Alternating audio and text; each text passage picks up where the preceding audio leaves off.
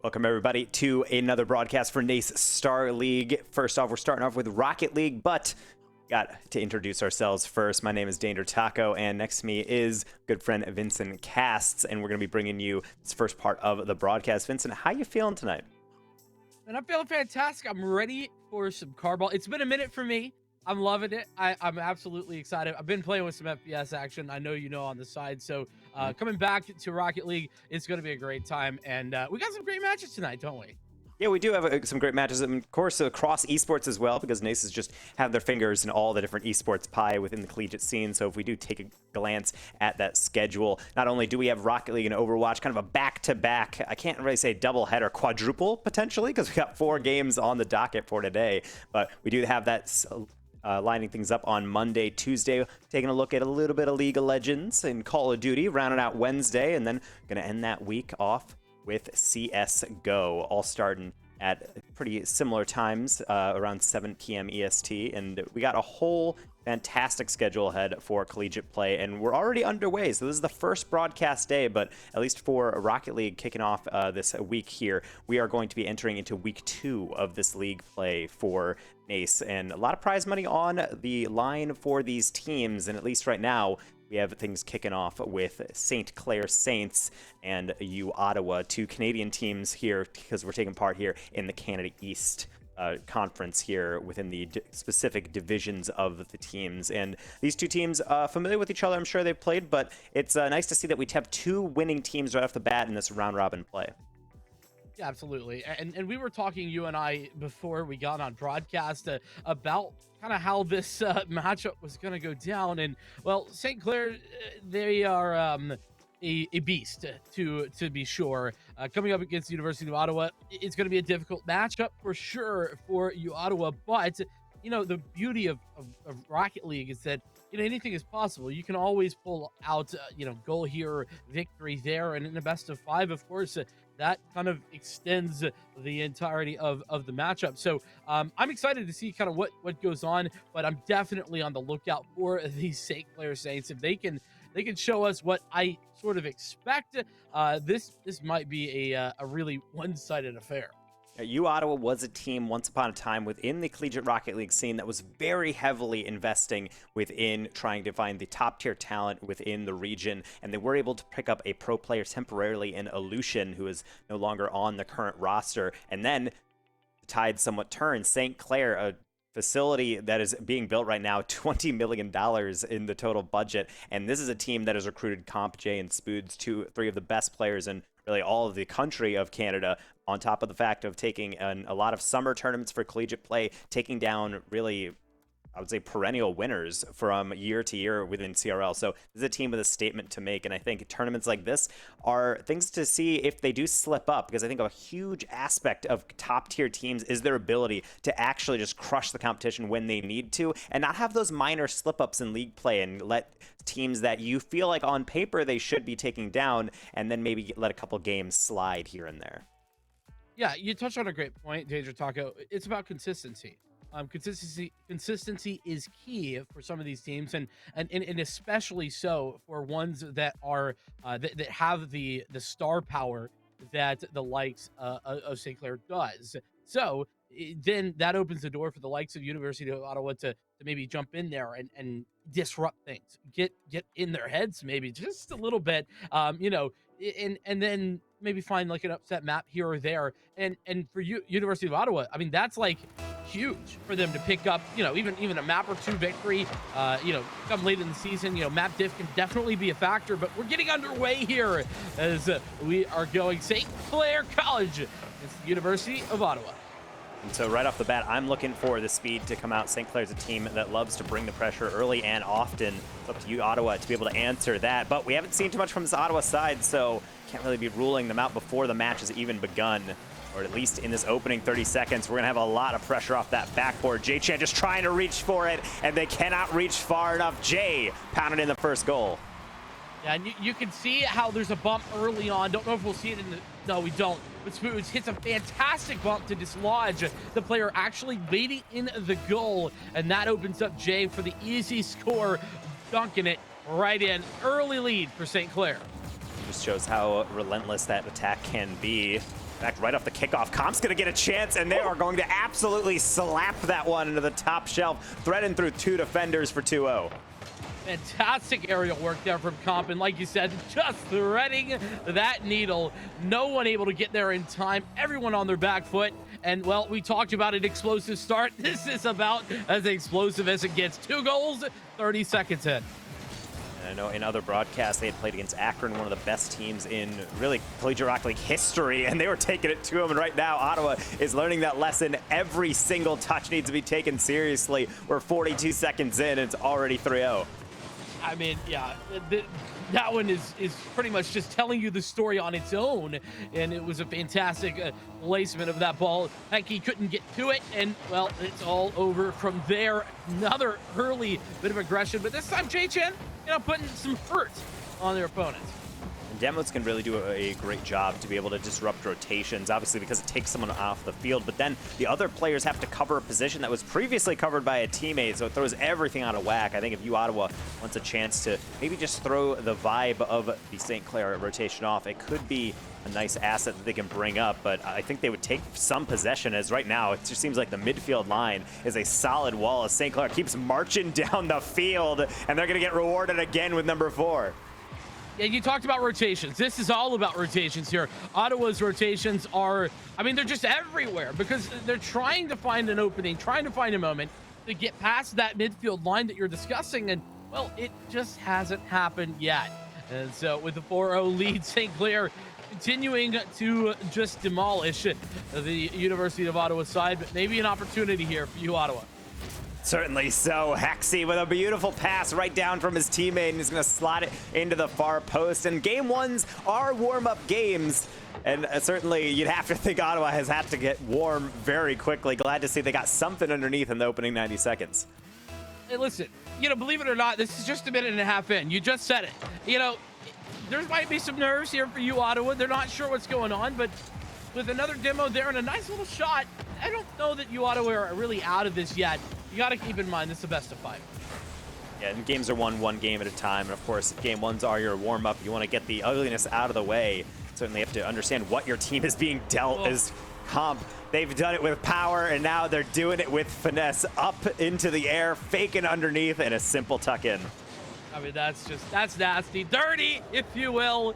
Comp showing off the skills right there on the server live. 5-1 now. St. Clair still ahead by a lot, but U of Ottawa, they are answering back in kind.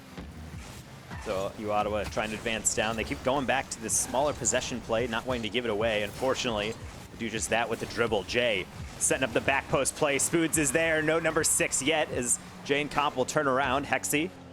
No contact, so J-Chan trying to take over with a simple tap and will be demoed for those efforts. Claude. Long hit down. Something they can potentially chase, but it's going to be a giveaway. Hexy, another shot attempt almost from the same angle. That one's going to bounce wide. J-Chan sent it back in the danger area. No one there except for Claude. Late challenge, great save, another great save by Comp. And the scoreline's going to remain the same even when U Ottawa is marching up the field. They have to earn every single shot. You thought they only had offense, but defense is there too. St. Clair just able to defend with style, always there. Comp as well, been a star player on the offensive side of the ball, now on the defensive side as well. It's actually a hallmark of their play that was really admired throughout the summer series, a Sonic-sponsored event for Collegiate Rocket League, is they were putting up great numbers in offense, but more importantly, when they needed to, if they just want to park the bus in front of goal and just defend, they can do that, and they can do it incredibly well, as you saw with that double save. Ottawa probably just trying to slam their head against the desk, wondering what they have to do to get some goals. I think that's an evidence of things to come if a strategy doesn't start emerging here for U Ottawa. At least they're getting some challenges in the midfield as we settle into a bit of a mid-game stupor here in game number 1. Still about 90 seconds up to play, but no changes in the scoreline. Yeah, but the good news is the last 2 minutes, it hasn't just been that one-sided affair that we saw in the first 90 seconds. University of Ottawa, they're there or thereabouts, and they're making great defenses, just like that one, in the air, out in front of their net. They'll continue those defenses, but ultimately it's just buying time to be able to rotate back through, and St. Clair trying to take advantage of it, keep the ball in awkward spots. Hexy and Claude in the same position. J-Chan trying to avoid a demo from Jay, and he's going to be a bit too short on that one. Number 6 flying in from Comp. There it is. Massively. I mean, this is just a fantastic spot, but also, I mean, nobody's there. Nobody can get there in time. Really well placed, and like you said, Jay is just hanging out in the back of the net. He's having a good time. 6-1, 1 minute left on the clock, and this is certainly St. Clair's game. The question really is, where is University of Ottawa going to be when the next game comes in? Mentally, are they going to still be in this thing? I think mentally, really just have to think, okay, when's game 2? You can't really hold on to hope. I think it exhausts you. It's just emotionally taxing to even think about what's going to be required. So ultimately, you have to understand this isn't the end of the world. It's just the end of game number 1. Try to get something on the board, give yourself some morale boost of a goal.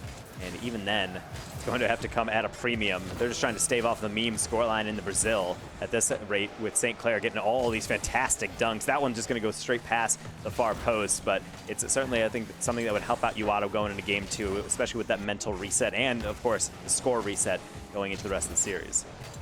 I mean, you can see one player making an aggressive play, 2 players going back the other direction because they're just expecting to have to come back and defend their own goal. That is a mental boom, if you will, if you see it. I'm not quite sure why that ball was put back into this position, but it tees it up nicely for Claude. It smooths. Yeah, I mean, I guess it was a pass to Jay. I'm not 100% sure on that one, David Paco. I'd have to think that it was an attempt to be a back pass to the corner, maybe trying to pop it up since they knew their team was on the backboard, but either way will result in a goal number 2. Maybe not in the way that Ottawa wanted, maybe they wanted a really cool passing play, but you know what's cool? Putting in an open shot when you're presented with one, and I think they can take solace in that. Maybe not in this game, though. Very confident win going through for St. Clair in game number 1. Hey, listen, Danger Taco, beggars can't be choosers, okay? You got to take what you're given, and listen, if I am you, Ottawa, I am definitely taking that one and cashing it in. That said, they're going to have to try and cash in on some of that better luck here in game number 2, because game 1, that was a 6-1 sweep, or 6-2 sweep ultimately, but a sweep nonetheless. And I alluded earlier to game number 1's being some of the warm-up games, and I think the kind of awkward touches here coming in the beginning really got them into the mix immediately. They had a goal that came in the opening 20 seconds or so, and it's like, okay, that's fine, it happens. And then immediately off the kickoff, a second goal, and then I think it became very deathly clear that we need to get going on every single touch. It can't be this slow, somewhat, test the waters, dip your toe in. You have to go 100% from the get-go, and I think game number 2 is going to be where they apply that lesson, and I'm curious to see if it'll yield any results. Yeah, 100%. I mean, we definitely did see some tetchiness from the early stages of University of Ottawa, but you know, maybe that was just that they just got into the gaming facility. You know, they're coming off a day of classes and they didn't get a chance to warm up. That was the warm up, and now they're underway here, and well, they win the kickoff at the very least. So they will be able to at least somewhat forestall the beginning of this game, or maybe even get a fast break of their own. J-Chan is hitting it into space. Hexy trying to find him back. The pre-flip, and Comp will be equal to it. No contact coming from J-Chan. Claude trying to make up for it, setting up J-Chan. It's a high lob. It's still into the ceiling. Claude will play a possession play back, a much more confident play coming up from Ottawa, as they're the ones trying to take it to St. Clair on offense. J-Chan will commit, and that will not go their way. Claude, another one sent down, and this is a completely different Ottawa squad from game number 1. 100%. I mean, you can see it with the pace of play, the confidence of just going for the ball in positions where before they were playing passively. So I love that they're coming out, taking shots, but it doesn't stop the fact that St. Clair are phenomenal. Absolutely not, but they're certainly being on their heels at times in these fast breaks. So will Ottawa. Spoods will get a nice steal. Not much of an angle, but they'll buy time with a 50. Hexy on the counter will just send it down, and possession has somewhat yielded the way towards some long ball. Jay trying to get back to a cautious play will get demoed for their efforts. Comp, high lob into the middle, will be met by Spoods. Just a tap down in the midfield. No one there except for J-Chan. They flailed a bit, but ultimately were able to get that clear off. Ottawa will continue trying to push up the field as 2 players on St. Clair commit. Claude is there, and they will slap one home. Lead in game number 2 going to Ottawa. Look at this huge victory here on the 50. I mean, Smooth's going for it, but not going to happen. And, well, I don't even know. Claude, is he needed there? Who cares? Because they got the goal. Ottawa with their first lead, 11 life here in game 2. I love actually getting a result from that. It can be so frustrating when it feels like you are controlling the pace of play, but then you make a mistake like that in the backfield. Comp, easiest goal of his day. Oh, and look at this. I think it's nobody with boost here on the right-hand side gonna be able to get there back in time. And yeah, just a rotational error from Ottawa puts us to a tied game immediately after their victory. 1-1 for the tally mark for both teams. 1 for Caster Curse, at least on the broadcast right there. I was just talking about how Ottawa felt so confident, and their movement was clean, and every touch they're getting is actually following through with purpose, and then they just barely miss out on a clear, and that's the way you give it up. And it can be frustrating. Your only goal given up is off of a mistake, but you still have time. They're in this game, an even score line, and they're getting Some fairly dangerous touches, but so is St. Clair. That's going to waterfall straight down. It's a brilliant save from Hexy to keep things level here. Spood's going to try one more time, but another 50 from Hexy is going to send it across mid. Yeah, that Clair, you know, maybe doesn't have so much of a plan, but you got to just get it out of the danger zone at that point. It's really a tough position to be in. And now with some control here on the St. Clair side of things, I love what you Ottawa are doing. They're kind of playing for those 50 balls a lot more often. And the lack of hesitation is really apparent in game number 2. And sometimes it can be a little reckless. You're just diving in just for the sake of diving in. But oftentimes, a lot of great teams want that hesitation out of you because it gives you them space to give them options. The more you rush it out and the more successful those challenges are, I think it really does do a lot to disrupt what Saints are trying to do. I think we're starting to see that right now where the game has evened out, so to speak. And OU Ottawa is still surging for a way ahead. It certainly have a much brighter path ahead of them than they did in game 1 at this point. Yeah, well, you can always fix mistakes.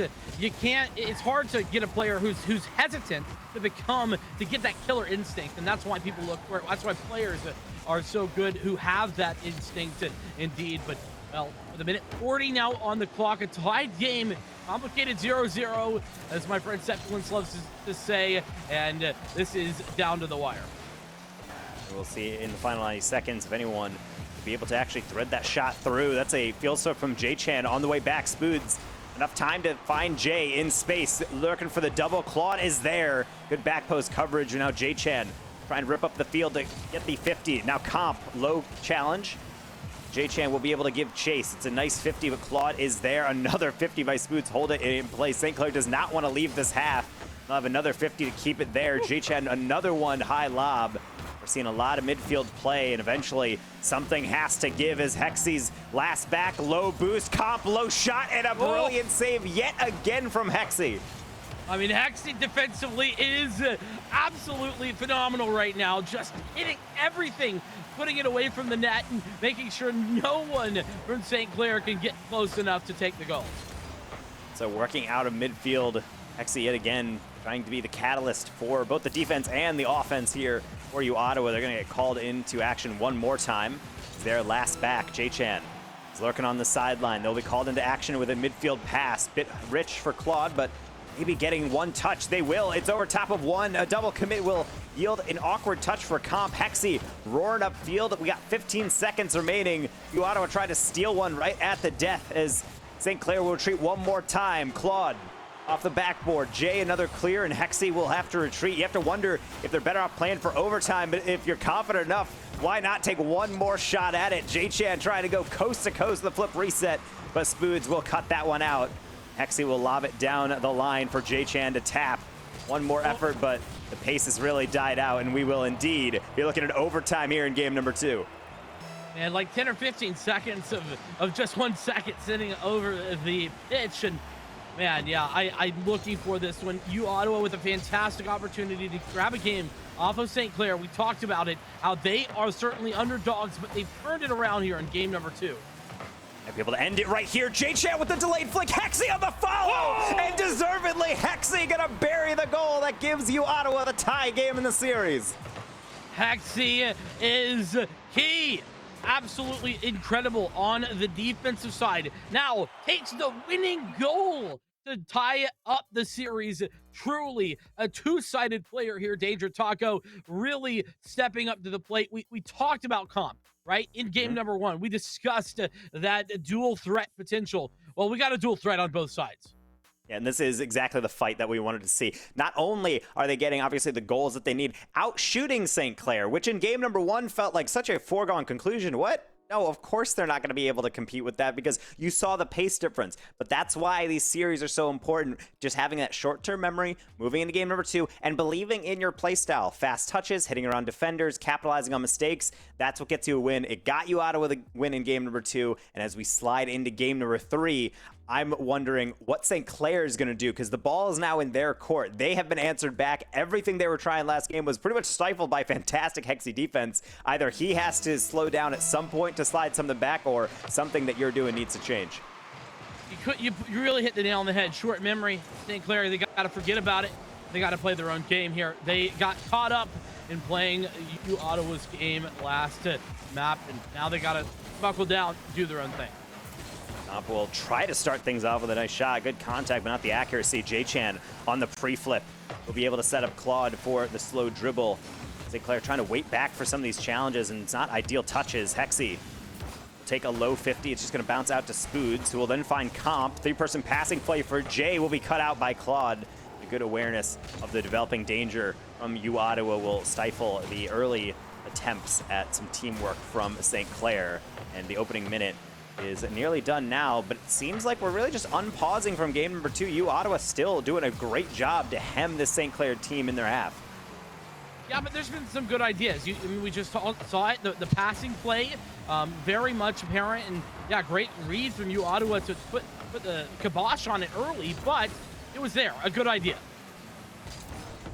So ideas are there for a reason. They give you things to try out, to try to nick the defense in their vulnerable moments, but ultimately they don't matter unless they don't start executing. And St. Clair is full of ideas, a very creative team, but they're certainly in a rut right now. Can't say the same about U Ottawa, almost getting a double tap off that setup, but they're gonna have to deal with the counter. Oh. Comp gets a help out from the teammate, and he can't place it much better than that.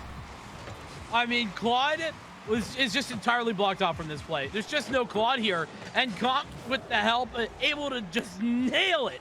You can see Claude, he got there late. He would have been there on time, but just incredible look to swarm St. Clair to push him out of that play and essentially just negate his presence entirely. That's what's a lead blocker so valuable. Even if you don't get the demo, it gives the defender just one more thing to take into consideration. Just like this one, actually a double commit from U Ottawa, and Spoods doesn't get great contact, but they all count the same. Well, and here's the thing. Claude's got to be human after that one. It's frustrating to get blocked like that. You hate to get, you know, you're taken out of the game. You're unable to do anything. And that is probably what I'm seeing there. Some frustration coming out in the open for U Ottawa. Double commit, lack of communication, and they get scored on again. So it's now a 2-goal game where it could have just been the one.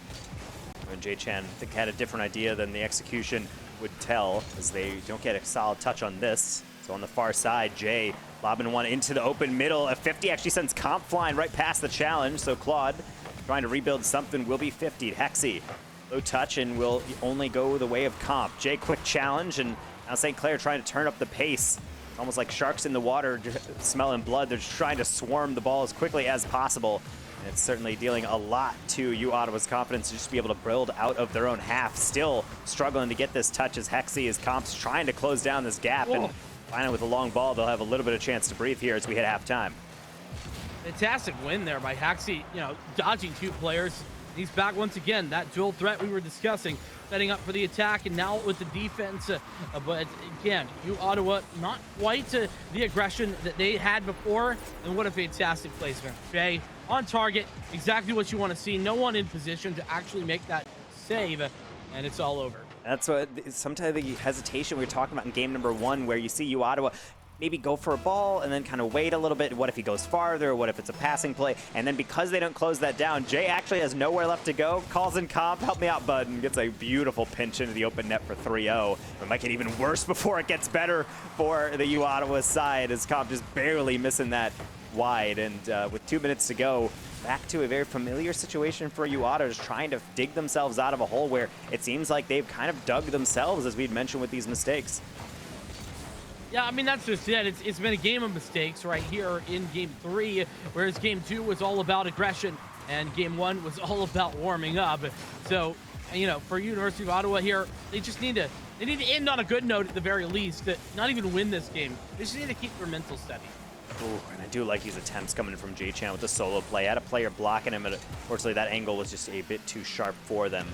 So they'll have to go back to the drawing board with their softer touch into the corner. Comp will cut that one out. Claude, another one into Spoods. J-Chan onto the near post. The quick turn will be able to keep the ball temporarily in. Eventually these deep rotations will give way for the St. Clair counter. Jay, bit of a giveaway though.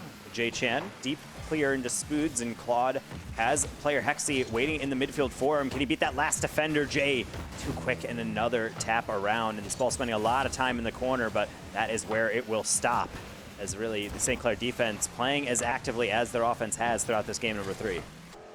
Yeah, I mean, you can see St. Clair kind of buckling down here. They know they don't necessarily need to score, so they're okay with playing it, a little bit more passively, just playing it safe on that defense, not allowing for any real opportunities to come through. And then when they get the opportunity themselves, okay, putting another one on target. Good defense from Quad, though. I do love that ability of these top-tier teams to be able to play fast and be able to beat players to balls, but when they understand that a fake would be advantageous, slow the play down. That's all they need. And right there, simple play as you like. Comp just slapping off the sidewall, and Jay has open pastures of space to put in number 4. Yeah, Jay now with 2 goals on the open net. He's loving life. He's feeling good, and he's ready for more. 4-0 the score, and 24 seconds on the clock. Like I said, this isn't about winning for you, Ottawa, anymore. It's about the mental. It's about keeping themselves in things. And, well, here in the last 2 minutes, they've done a good job of at least playing in the opposite half and not doing as much defense. No, but they can get one maybe at the death here. Claw with a pre-flip. Even that one not going to be fast enough. St. Clair trying to keep this clean sheet. One more thrust forward from the offense will be stopped with a demo temporarily. Claude with a 50 will send it into the half again. Hexy takes it to the sideline. Oh, they're going to have to get a flick to go over one more defender. It will go to the corner instead, and Spoods and Jay are there. You try to send it into a chaotic position. Credit to you, Ottawa, for keeping this ball up. They've done this a couple times, but ultimately, St. Clair, very minimal that you can do to stop this team when they're on a roll. Yeah, and rolling they were. Absolutely one-sided. That affair, game 3, going St. Clair's direction. And, well, what? Yeah, you got to ask the question, right? What did University of Ottawa do wrong there that they did well in game 2? And for me, there's a couple of big answers. Number 1, those mistakes. The first couple goals were just big mistakes, and University of Ottawa, they're gonna know they are mistakes, and they're gonna take a moment, think about them, and then try not to do those again. And we've seen them do that execution before in game 2. I have no doubt they can make that happen. But the other thing that I will say got a little sloppy was their rotations. Quite a few times, nobody back, nobody in position to defend the long-range goal. And that is twofold, right? Rotations are number 1, but it is the hesitancy to go for those 50-50s in midfield. That is also another aspect of that. You open things up, you let Jay take those shots, and, well, he's going to take every shot you give him. So learning those lessons, can they be condensed into something of a, let's say, complete game plan for you, Ottawa? It seems like ever since game number 2, they've struggled on one side of the ball or the other. They have to bring it all together because they have no more lives left. This is a best of 5, and they are now facing down a match point. It's not going to be easy if Comp is just going to be dancing through people like this for the opener. This is truly a dance. I mean, I don't know what it's called, but, it needs a name. It's fantastic. Nice little lift there over the defender, making it look easy. No one's home, not at all, and it's straight to the net and a lead for St. Clair. You love to see it, but, well, that's just one goal. The University of Ottawa ready to try and answer that call. And I think this is where you really need to take the deep breath. It's almost, I think, so tempting just to fall into this here we go again type of mentality where you had a good game, but it's kind of flashed in the pan. But now you have to know this is a lot of time to deal with, and also one goal is absolutely nothing in high-level Rocket League. You just got to get one shot on target, one clear opportunity. So hopefully see you, Ottawa, dig deep for this one, though St. Clair certainly looking confident. Maybe not with these touches, though, as Comp actually gives one away. Jay-Chan takes too much time, and Jay's going to be able to close down. I thought they would be better off leaving that for Hexy, but I guess we'll never know. On the counterattack, Jay-Chan will have a chance to make up for it with a nice save, and will. Comp not making it another touch that is going to be so easily cleared. Another air dribble will be turned away, and back out to mid we go. It's all about experience here. How much experience in game do you have? How many times have you been in this position? Do you know for sure that you could make the comeback? I think you, Ottawa, knows. They are aware, and like I said, experience is key for these players. As with 3 minutes, 30 seconds ticking away, it's just that one goal lead that St. Clair hold on to. Both these teams undefeated in the league through week number 1, so at least one of them is going to be dealt their first loss. And pace of play is any indication, St. Clair looks to be the team to extend their win streak, but gaps in the defense are exploitable as Jay-Chan unable to get the double tap. Coming through is Claude. They're just barely going to miss this, so Jay-Chan will take over. A lot of space to deal with in the midfield. Spoods closes it down. Now Claude Missed clear. Jay on the follow. That's going to scream past the far post, and Jay-Chan will have plenty of time to go back again. St. Clair almost seems to be biding their time for these shots, just trying to get one nice rip on target.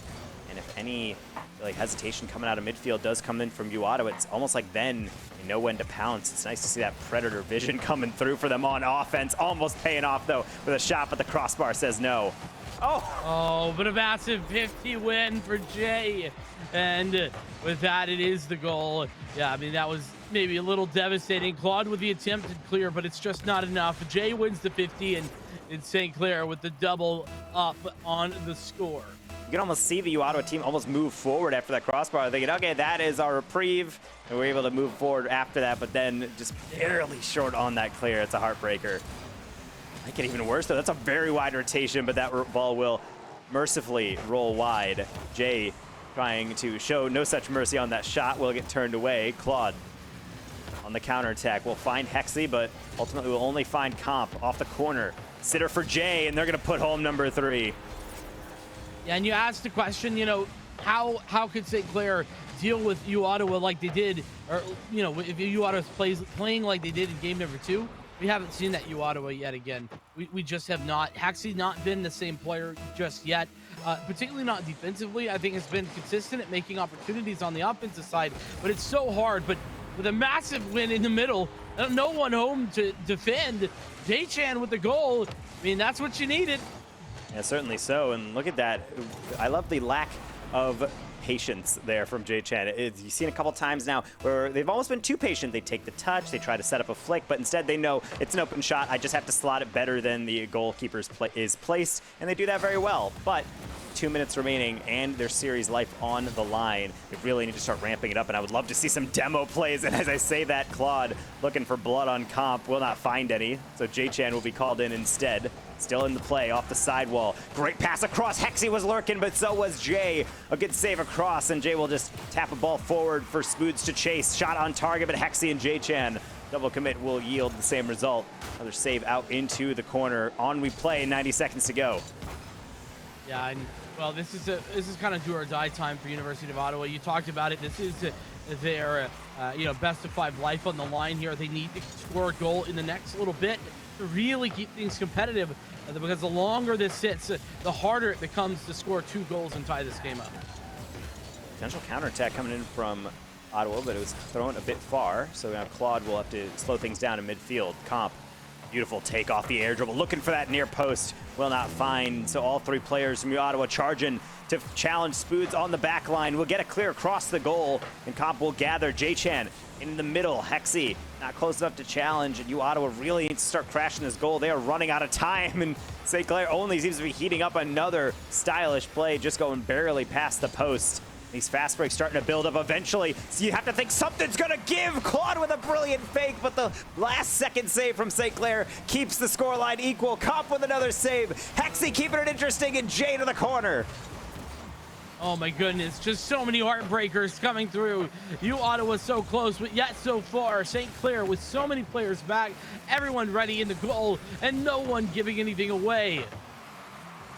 And right now, it's really a goal of right now, or this game is over, because you need time for a kickoff.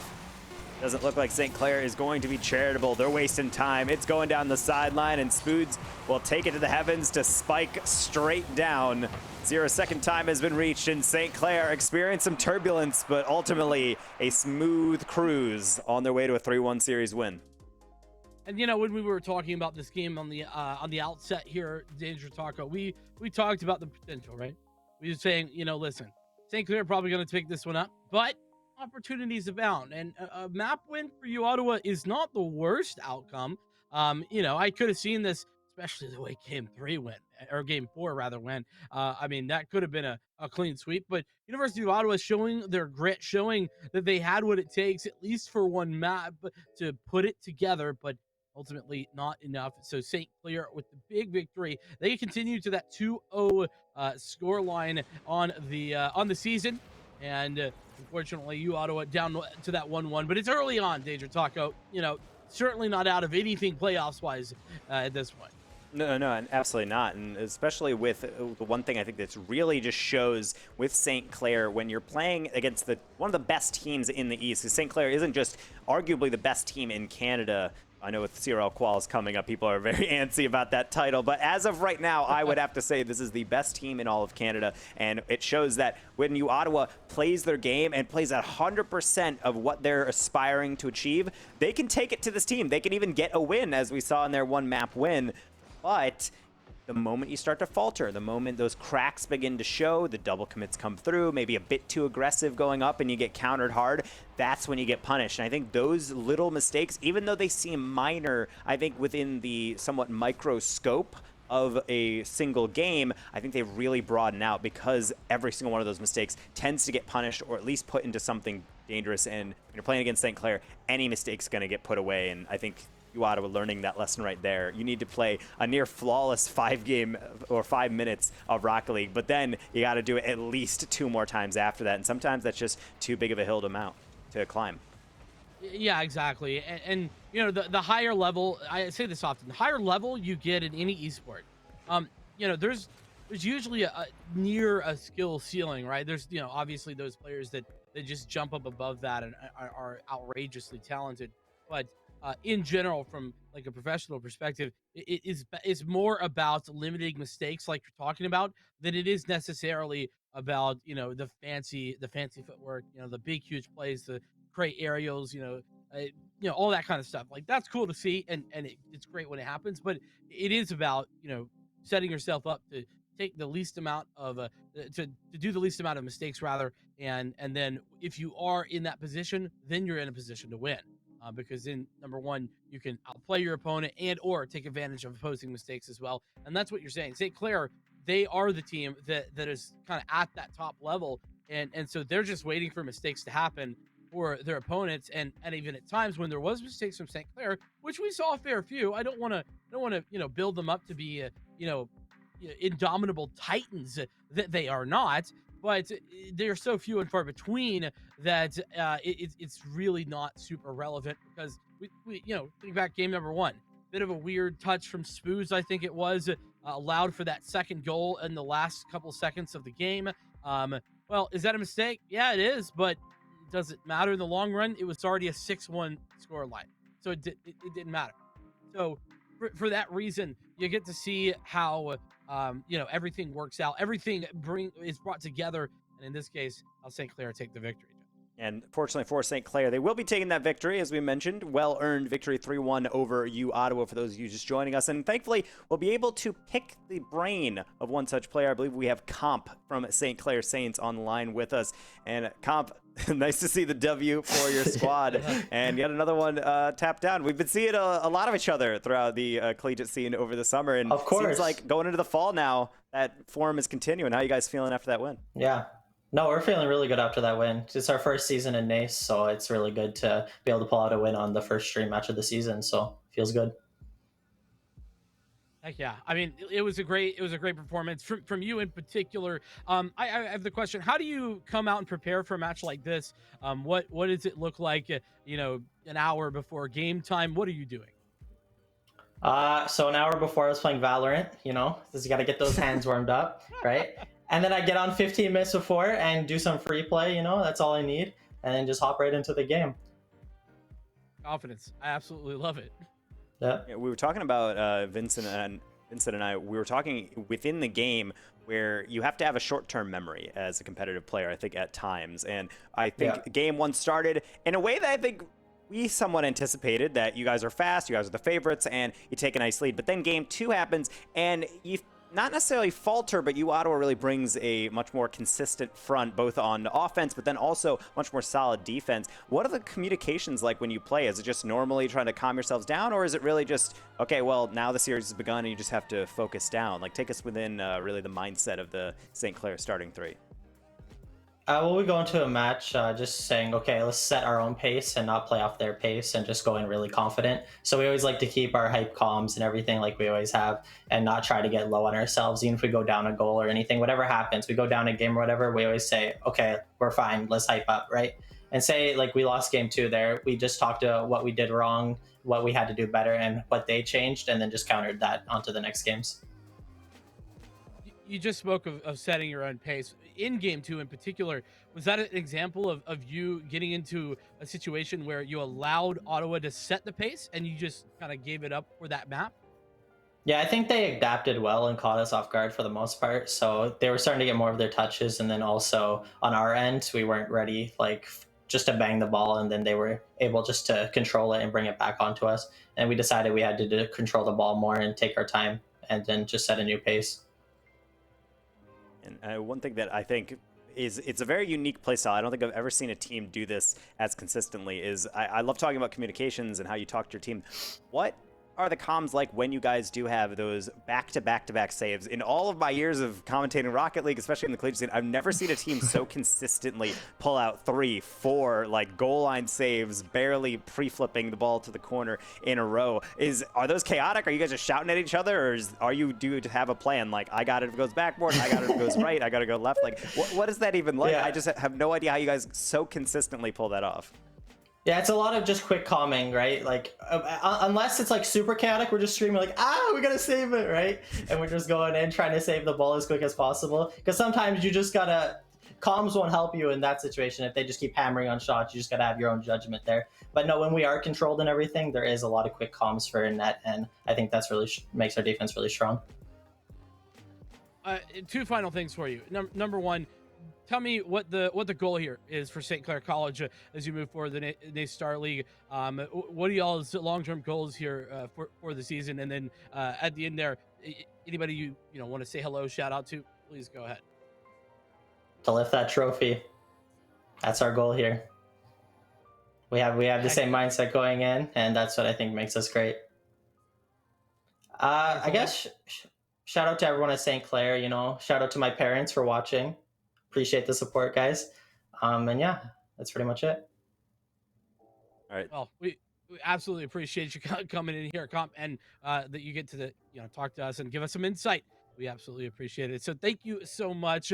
And well, we hope to see more of you and St. Clair College moving forward here in the NACE Starleague.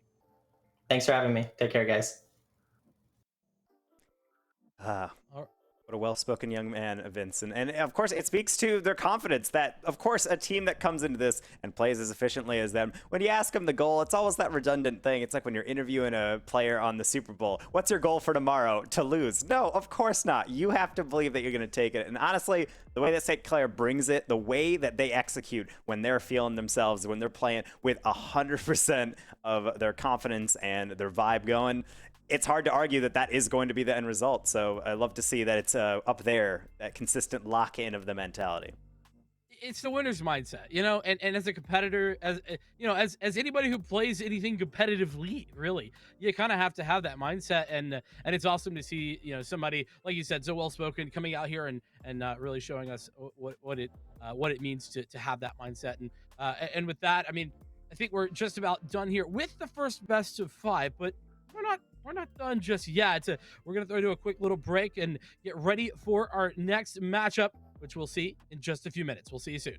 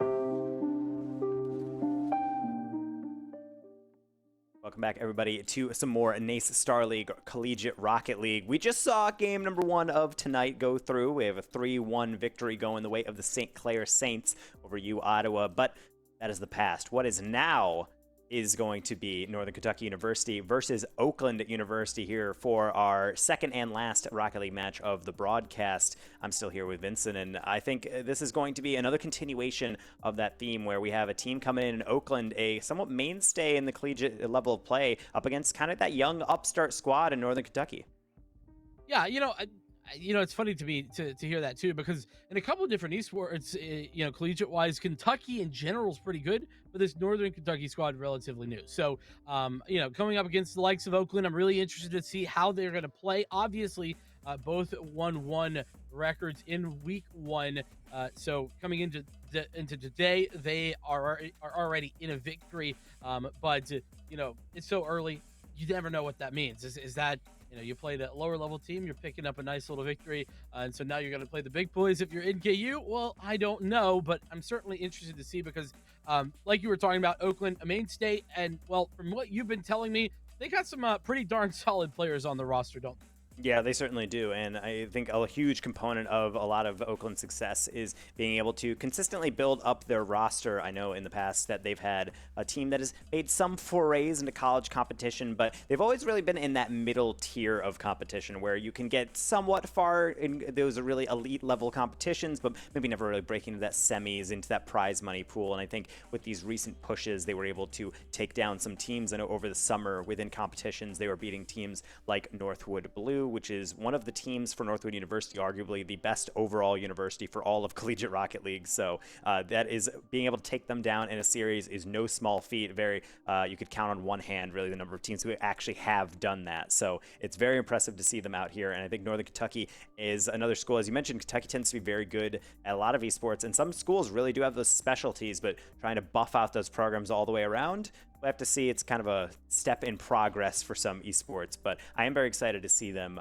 kind of get to the field here and make sure that they can actually execute on the game plan, because I think it's going to be a similar tale in that game 1 will really have to set the pace, and potentially some people might get out here and get sucker punched and be caught by surprise. So I don't think we'll have to wait too long before we can actually get these guys in here, because I believe everyone is on the field for game number 1. It's Northern Kentucky. It is Oakland University in a best of 5 here in week number 2 of some NACE Starleague Collegiate Rocket League, and I am all here for it with you here, Vincent.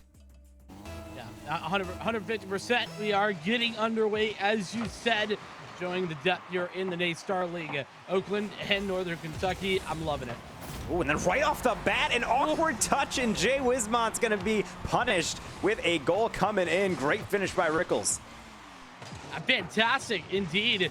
Yeah, like you said, just a bit of a weird touch. Couldn't quite get behind it, actually. Now that I see it again, I don't really think that was on Jay-Wiz so much. It's just a really good touch from Rickles to just jam it in there, giving Northern Kentucky the early lead.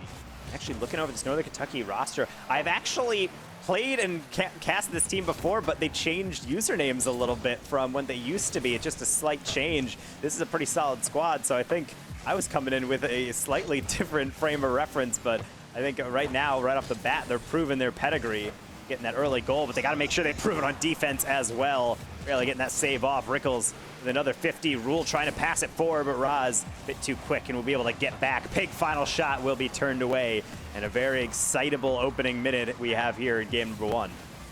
Yeah, I noticed a couple of situations where there was some fantastic bumps as well, particularly from Oakland, but Northern Kentucky as well, that really helped set the tone there, both offensively and defensively. So be on the lookout for that harsh play, that aggressive play on either side. So as we see Oakland get creative with these touches, will turn one away. Awkward ball for J-Cubed. They're not going to get contact. Rickles open shot. Pig going for a demo, and instead they will be touching that ball. That orange trail trays that unfortunate 50 out into the corner as J-Wiz will try to slow things down, but instead Raz will be beckoned into the play for a long clear, and deeper clears down the field for Oakland. I think it does a lot to dissipate pressure, maybe give you some chance to breathe, but not too much formation allowed when you're trying to build up your offense. These longer balls mostly just being dealt with by the defense up until someone misses. Rickles the goal line save, and we almost were all tied up. Nearly. And, well, that might be it. No, quite wide on that one. You can tell from the angle, but either way, it's all been Oakland on the control for about the last minute or so. It's been a good defense from Northern Kentucky, but it's been near miss after near miss, and that eventually is probably going to go Oakland's way. At least for right now, seems to be working out. Long ball again from J-Cubed. Only getting it met by Rickles. Demo, Raz racing to it, but Pig actually gets there first. Jay Wismont on their horse to be able to tap that one to the side. Rule can't get an extension on their touch, and another one rattle off the ceiling and down and away. Some physical plays echoing out as a demo comes in on last defender from Oakland. Shouldn't harm them much. The respawn comes in. Both teams somewhat searching erratically at times, just hitting the ball around the field, just hoping for an opening. But so far, it seems like things are coming to somewhat of a pause here in the mid-game. We've crossed half time, and still only that one goal coming off that early first touch mistake, and now potentially a second as no one is home in the backfield for Oakland, and that's number 2 for Northern Kentucky. Number 2, but again, a mistake, right? We talked about it in that last series. The team making the least amount of mistakes, usually going to come up victorious. But the other thing from Oakland, Northern Kentucky, they haven't been, the stalwarts of defense or anything. Oakland just needs to shoot shots on target. They've been off target so often, and it really is coming to bite them now. I think one thing that's super important to remember about this game is when you're playing defense, you have to be mindful of infield passes. Do we have someone on the backboard? Do we have someone to be able to cut something out if this person gets beat? But then sometimes you completely neglect just a deep ball, and that longer clear is all it takes to really completely unfurl your defense. I think Oakland is learning that lesson right now, that even though they are playing, for the most part, fairly solid defense, their 2 goals have just been off of a missed touch and just pushing up too far. So I think Northern Kentucky really bringing them all the way back to fundamentals here in game number 1. At least so far, as long as this defense holds, those 2 goals might be more than enough. And again, there, Oakland, you saw trying to get a little bit fancy with it. I think you gotta, like you said, go back to basics. It's really simple. The pass plays, they can be effective too, and we've seen a lot of individual duels coming through, a lot of individual attempts from Oakland, and well, a lot of them missing their mark. So back to offense, we'll go with Oakland, and J-Wiz strike it better next time. Back post, perfect placement, and they're right back in it. And look at this. I said keep it simple. Play together. Use the pass plays. And they finally did it. Oakland pull it off as I speak. And they put together a goal that is phenomenal. It's one of my favorite types of shots because from the defensive perspective, you see your camera whip one way and then immediately get slapped to the other direction. And now with the counter-tech J-Cube, they turn too wide. Potentially an immediate second goal, but it will go by the wayside. Northern Kentucky will survive, and at least despite that great goal coming in from Oakland, they still need another to be able to extend this game into added time. Raz will try to kick it off with a longer clear, but Rule cuts it out, and it's a great air dribble. Pig going for a second. Rickles, his third man, will decide to play this cautious. Glad he did. He was beat over the top. J-Cubed in company, trying to mount one more foray into the offensive zone. Rickles, a temporary clear, and now a long retreat from both sides will give some space to breathe. And with 20 seconds remaining, the tension has to be at an all-time high. 100%, especially because Oakland are playing so aggressively, and there it is. I thought somebody was there on the back shoulder of J-Cubed, but it was actually the demo that allowed the opening. As Rule trying to get back, but he's just not in time. Fantastic demo coming in from Oakland. They tie the game with 13 seconds on the clock here, Danger Taco. It's all down to the wire. Pig was just not fast enough to get back, and that last defender was left stranded. And maybe we won't even see added time. Oakland going for some heroics. 0 second reigns in. J-Wiz puts it in a dangerous area. J-Cube takes an effort at it, but ultimately will be turned away. One more chance from Jaywiz. It's down into the middle, and it is down into the turf. OT in game number 1. What a comeback attempt from Oakland. Can they cap it off? And this would be devastating for Northern Kentucky if they were to lose this one, but what a fantastic comeback, like you said. Here we go, overtime, game number 1. What a fantastic series this is shaping up to be. Defense keeps getting called into action from Northern Kentucky. First tap away from J-Cube. Roz, tough angle, and there it is. No one closes him down. Everyone getting a goal for Oakland, and everyone getting a share of the spoils. They're going to take game number 1. Rickles thought he had the clear. He did have the clear, but it was a fantastic touch coming back in from Oakland that cues up Roz for the victory. And Oakland taking it in comeback fashion there in game 1. Truly impressive. And we talked about mentality. We talked about being able to keep your mind in the game. It's a fantastic example of Oakland doing just that. You know, down 2 goals early. And they were bad goals too. And what I mean by bad is that they were just, they could have been helped, but Oakland made some big mistakes. And they put that out of their mind entirely and came back, made the push for overtime, and then scored in the first 15 seconds of that overtime. Really great stuff from Oakland. And well, your eyes have to turn towards Northern Kentucky and say, okay, now what? And now what? The question has been asked, and hopefully their answer is to tighten up around the defense. It's so tough to give those goals up, especially if they're sitting right in front of your goal. So Northern Kentucky given a lot to think about. And Jay Wismont, they were the one who gave up the first goal last game, and now they're going to seize one 2 seconds in. Fantastic look. I mean, that's just a great touch. Everyone going for that initial ball, right? And no one back to hold off of the win from Jay Wismont. And now Oakland ahead early. Like I said, now what was the question? Well, Oakland have answered early on. Right now, Northern Kentucky just trying to slap the ball across their area just to get any sense of momentum about their attack. But right now, they're getting closed down in the midfield. J-Cubed not going to be able to get any more of a connection on that touch. So Rickles will take over. Pig now, building out of the midfield. No air dribble, so J-Cubed will cut out. J-Wiz, another 50. Open hit for Rickles. It's going to deflect. It's going to go right back to them. A good flick. Roz is beaten, but so is the post. It's going to just glance down, and Jay-Wiz will be able to gather. Good pressure from Northern Kentucky, getting creative with it, but going to have to try a little bit harder than that next time.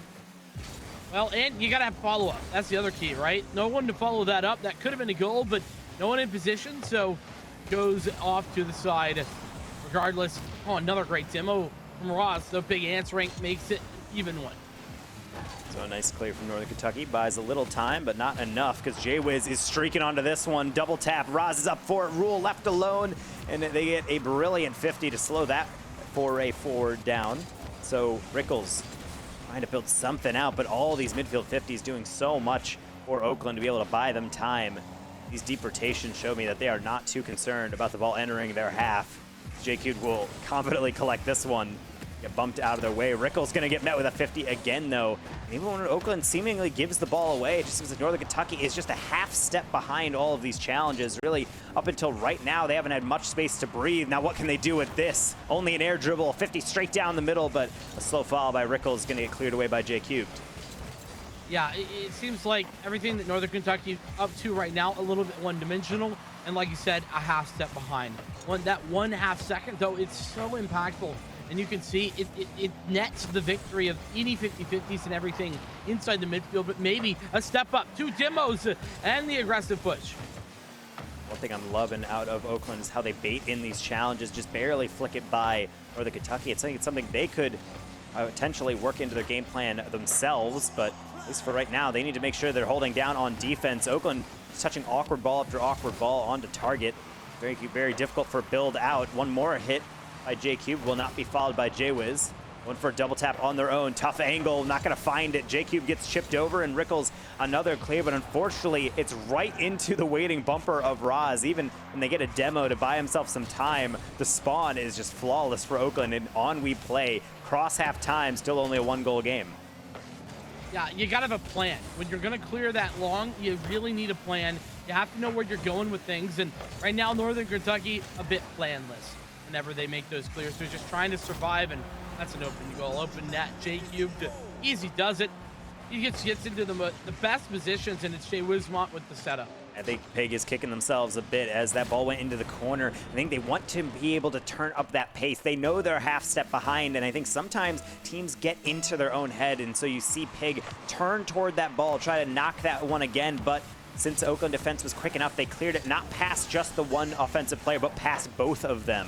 And then it was just an easy tap in for J Cubed. Speaking of easy, though, I thought it was an easy save. J Cubed was wobbling a little bit on that steer back, but will ultimately get the touch away. And Oakland's defensive woes of last game seem to have subsided, and they're looking a lot more stacked there in the backfield right now for the Kentucky, going back to, again, as you said, just purposeless touches on some of these balls. It just seems like the ball kind of goes forward, and they're hoping for the best, but I would love to see something a bit more creative coming out of them.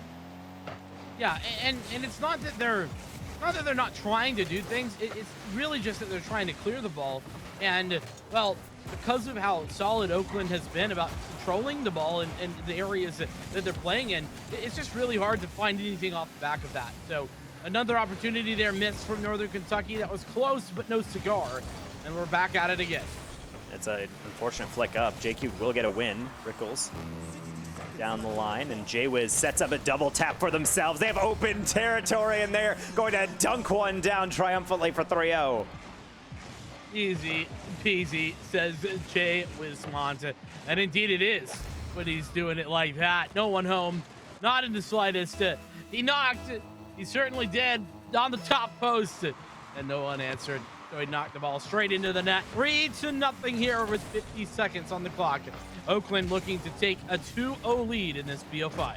That's why, of course, Rocket League is a team game, and part of playing a team game is being greater than the sum of your parts, but it always does really help to have one player with great mechanical ability. Jay was showing it off there, and Oakland collectively, I think, showing the former point as well. They are playing incredibly solid on the goal line and through the midfield, and I think game number 2 is a testament to that. If game number 1 had to go to overtime to separate these two teams, I think that thought is a mere prayer for Northern Kentucky, as they have been on the back foot throughout most of this game, and right now I think they're just trying to push forward maybe something here at the death, but even then, Roz and company will be able to deal with it. All three of them committing on this one and still getting some saves. They want that clean sheet, and they just might get it as J-Cube is trying to kill the ball down. One more touch across, and I guess Cast a Curse number 2 had to rear its head eventually. Rule will get one.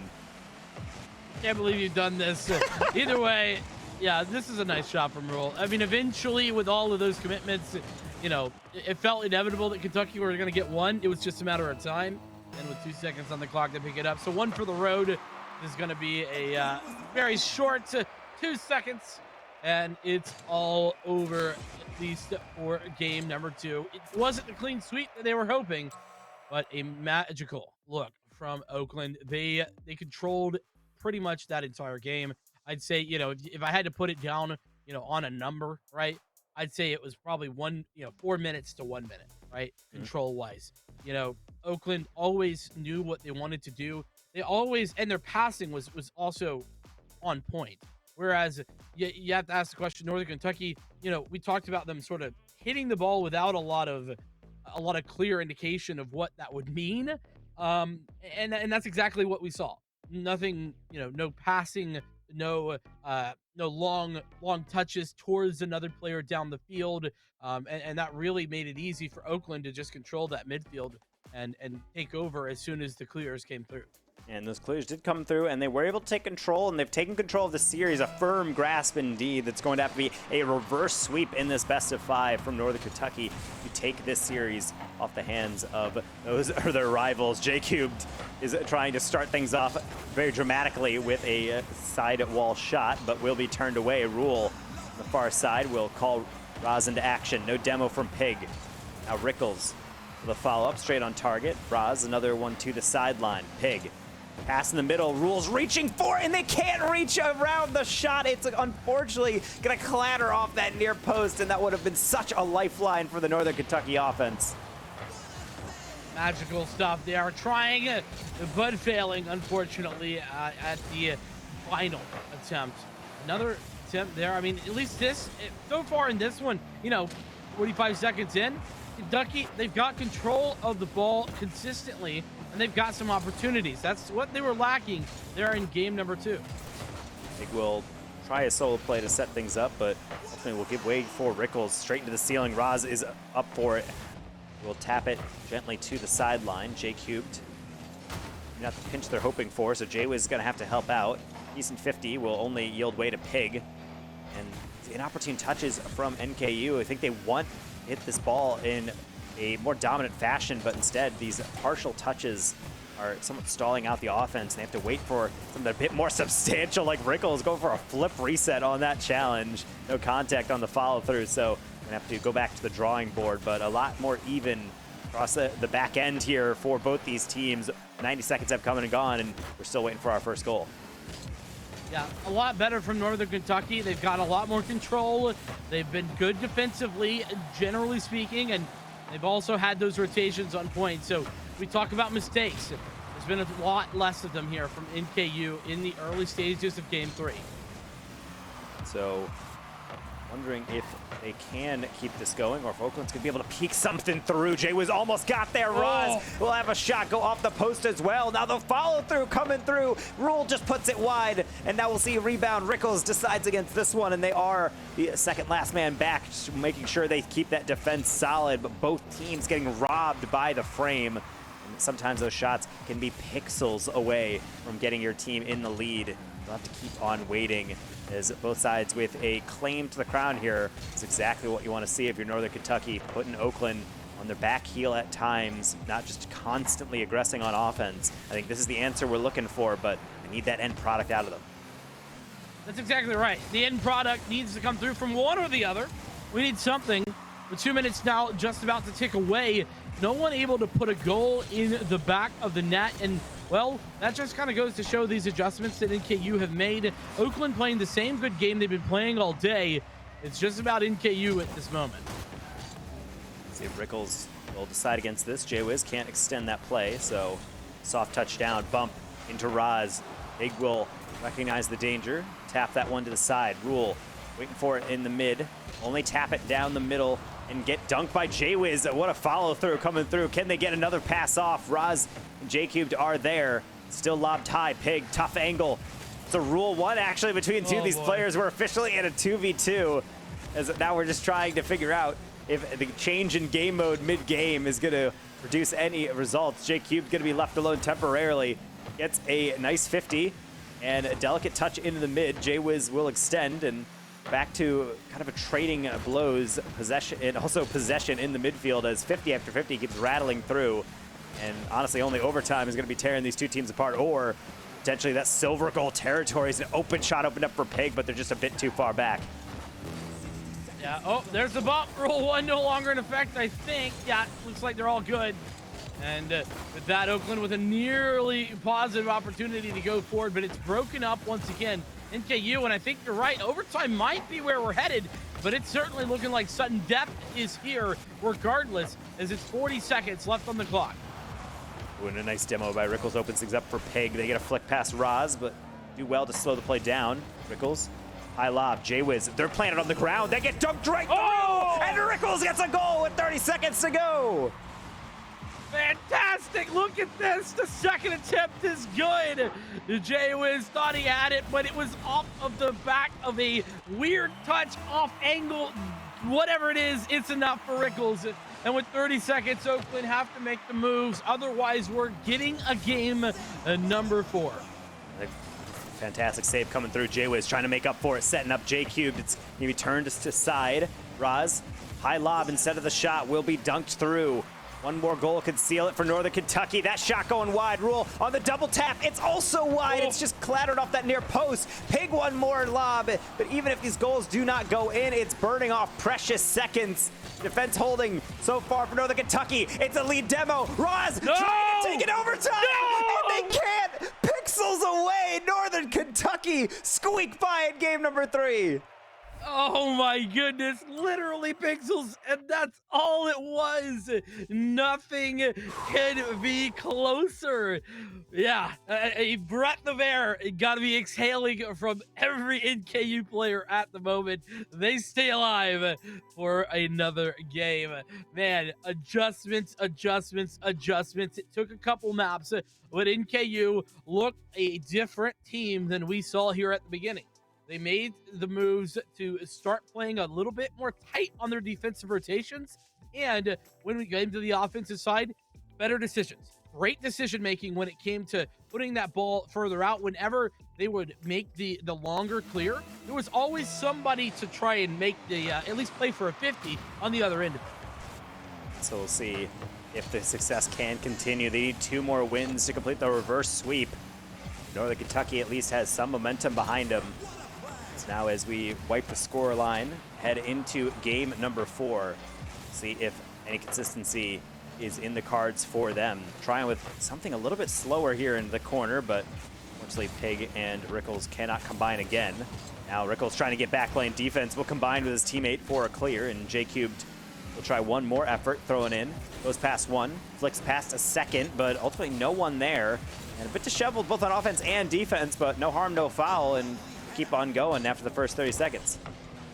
And J-Cube really just trying to, make a solo play right there, and I think it's a bit of a mistouch, honestly, to give them the out, Northern Kentucky. It's been an Oakland show for the moment, in the first minute at the very least, and continuing to be thus right now. But again, NKU, their defensive rotations have been such an improvement that it really hasn't mattered. Some close shots, but ultimately not that good. Ooh, and long clear clears the way for J-Wiz. They just have to put it on target, and of course they do. They've done it before, and now in a crucial way, got that lead in game number 4, trying to close the series out. And I guess that's that caster's curse coming in. Big made a great save there on the first attempt, but then the second attempt is just not in position. Nobody rotates in quick enough, and it's Oakland with the first goal of this game number 4 of the best of 5. So J-Cubed will try and keep the aggression going. J-Wiz will slow things down and get sent to Narnia for that. What a bump, and now Pig, the bump attempt on J-Cubed. No contact going through, so Rickles throws it across. J-Wiz equal to.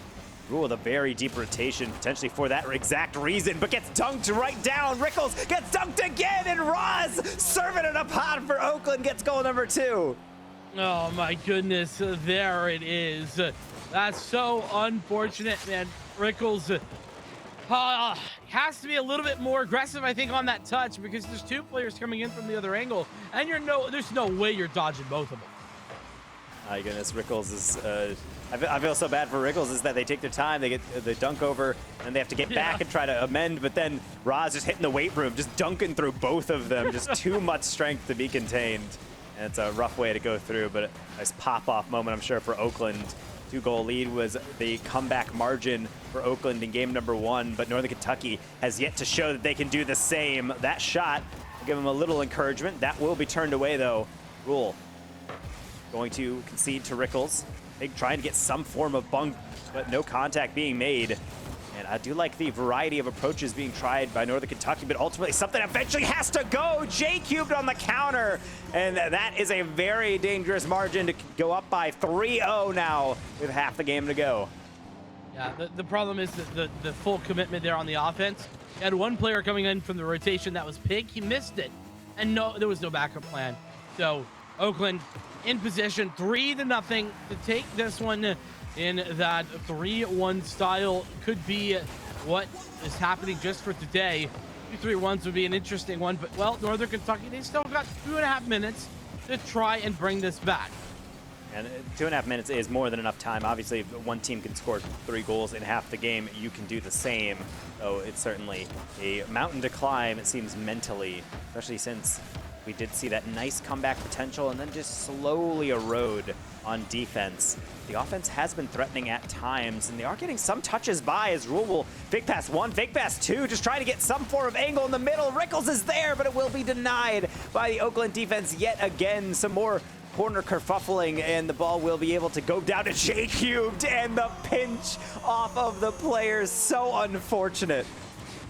I mean, yeah, this is unfortunate for sure for Pig, but ultimately Pig has, it's got to make a play there, and well, just couldn't get around the front of the ball, couldn't get the tap to the left, and goes straight into the net. So now, not yet an unwinnable scenario, but we're getting close to that mark, aren't we, Deja Taco? 1:40 on the clock, 4 goals to be scored, and I mean, that's a tough ask for any team.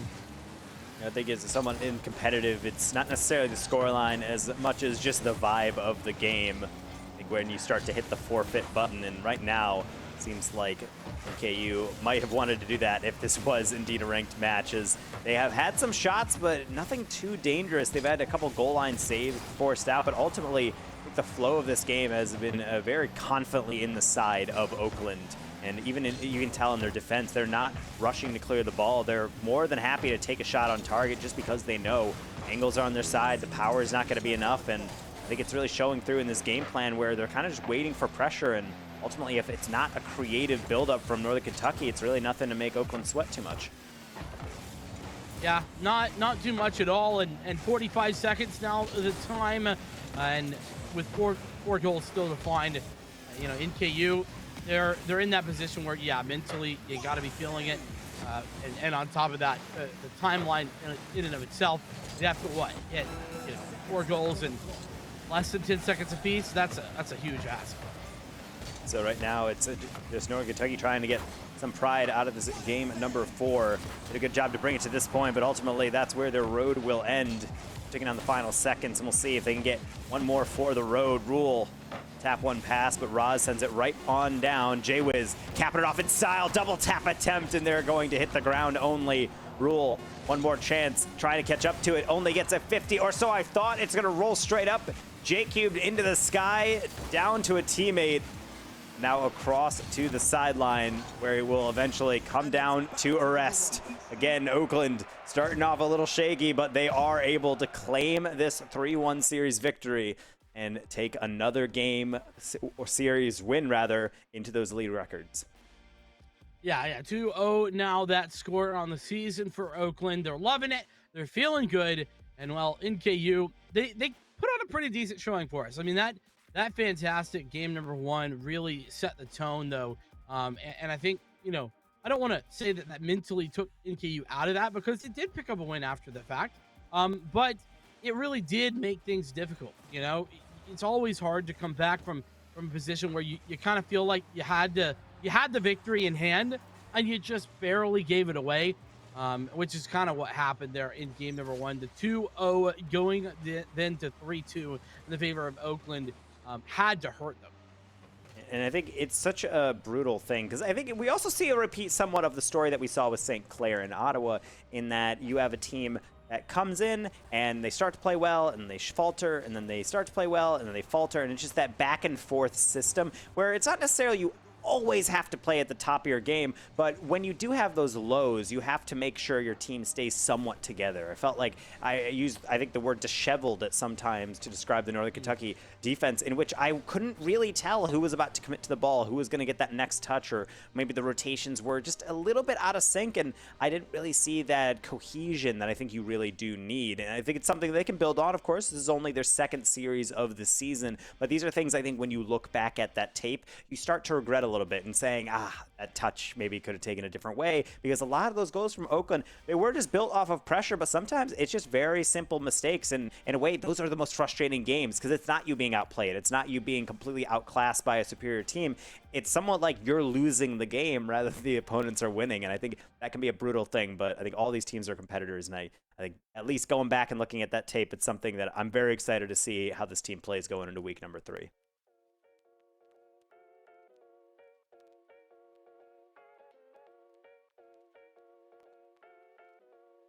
I know, Vincent, I'm speechless too. It's so crazy to see. And I know with at least this game down, we are at least looking forward to the next series of games for Rocket League. And I know at least with Oakland, we're trying to wrangle a player to be able to pick their brain. But I'm always curious about teams like this because going into NACE, I think you get slotted into these sections of teams in your region and you have to play against each other. It's somewhat like a king of the mountain to see if you are truly going to be the team that comes out and has your state's bragging rights or your region's bragging rights. And at least Oakland getting off on the right foot here. I do like those wins that they were able to get down in the immediate aftermath of that game. But even showing that mental fortitude in game number 1, like right off the bat, they get kicked around and then they're able to get the win and be able to close that series out in a very theatrical fashion in game 1. And then in game number 3, 4, it's just pure execution, being able to actually commit through that. So it's nice to see all these things going through for the squad, and at least for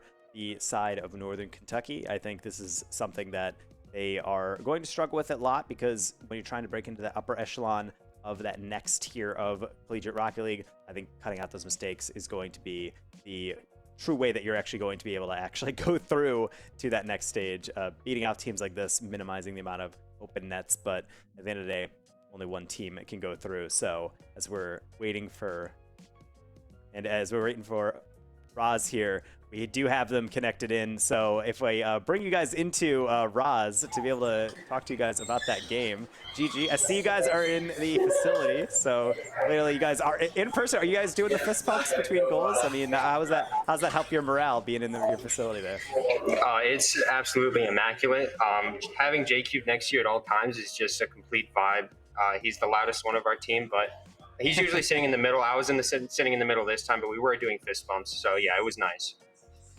That's arguably the most crucial part of any team atmosphere, is if you can't actually fist bump your opponent, it just feels so disconnected. But going back to being in the facility and talking about it, you guys have been putting in a lot of work. I know you guys had played in the summer series and you were able to get a lot of reps in. I felt like I really saw it all come together, even just right straightforward. You were able to come back through some adversity, but game number 1, just within a sample set within that series, what was going through your guys' mind in game number 1? I know there's a lot of warm-up potential, but you guys really had to mount a comeback fairly quickly. What was it like going into the series and then immediately having to really pull out the theatrics?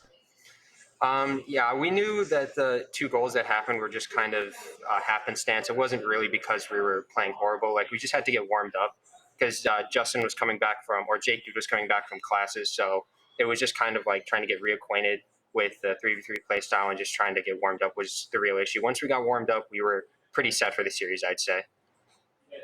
And it's something that is nice to see, too, because, of course, you guys get us warmed up. We had a series before, but, of course, it's nice to start off of that game with just an immediate nice comeback, just getting the vocal cords warm, getting the crowd hyped up, as I see you guys are those entertainers. But looking forward here, that was because of round-robin play. You guys did have that 2-0 now record here in the league. So looking forward, do you have any teams on your radar, at least, that you're a little bit scared of, or is this really just a tournament where just one more, your eyes are on the prize, and you're just going to go forward and dare anyone to stop you? I'd say the only other team that kind of frightens us is probably Rochester Institute of Technology.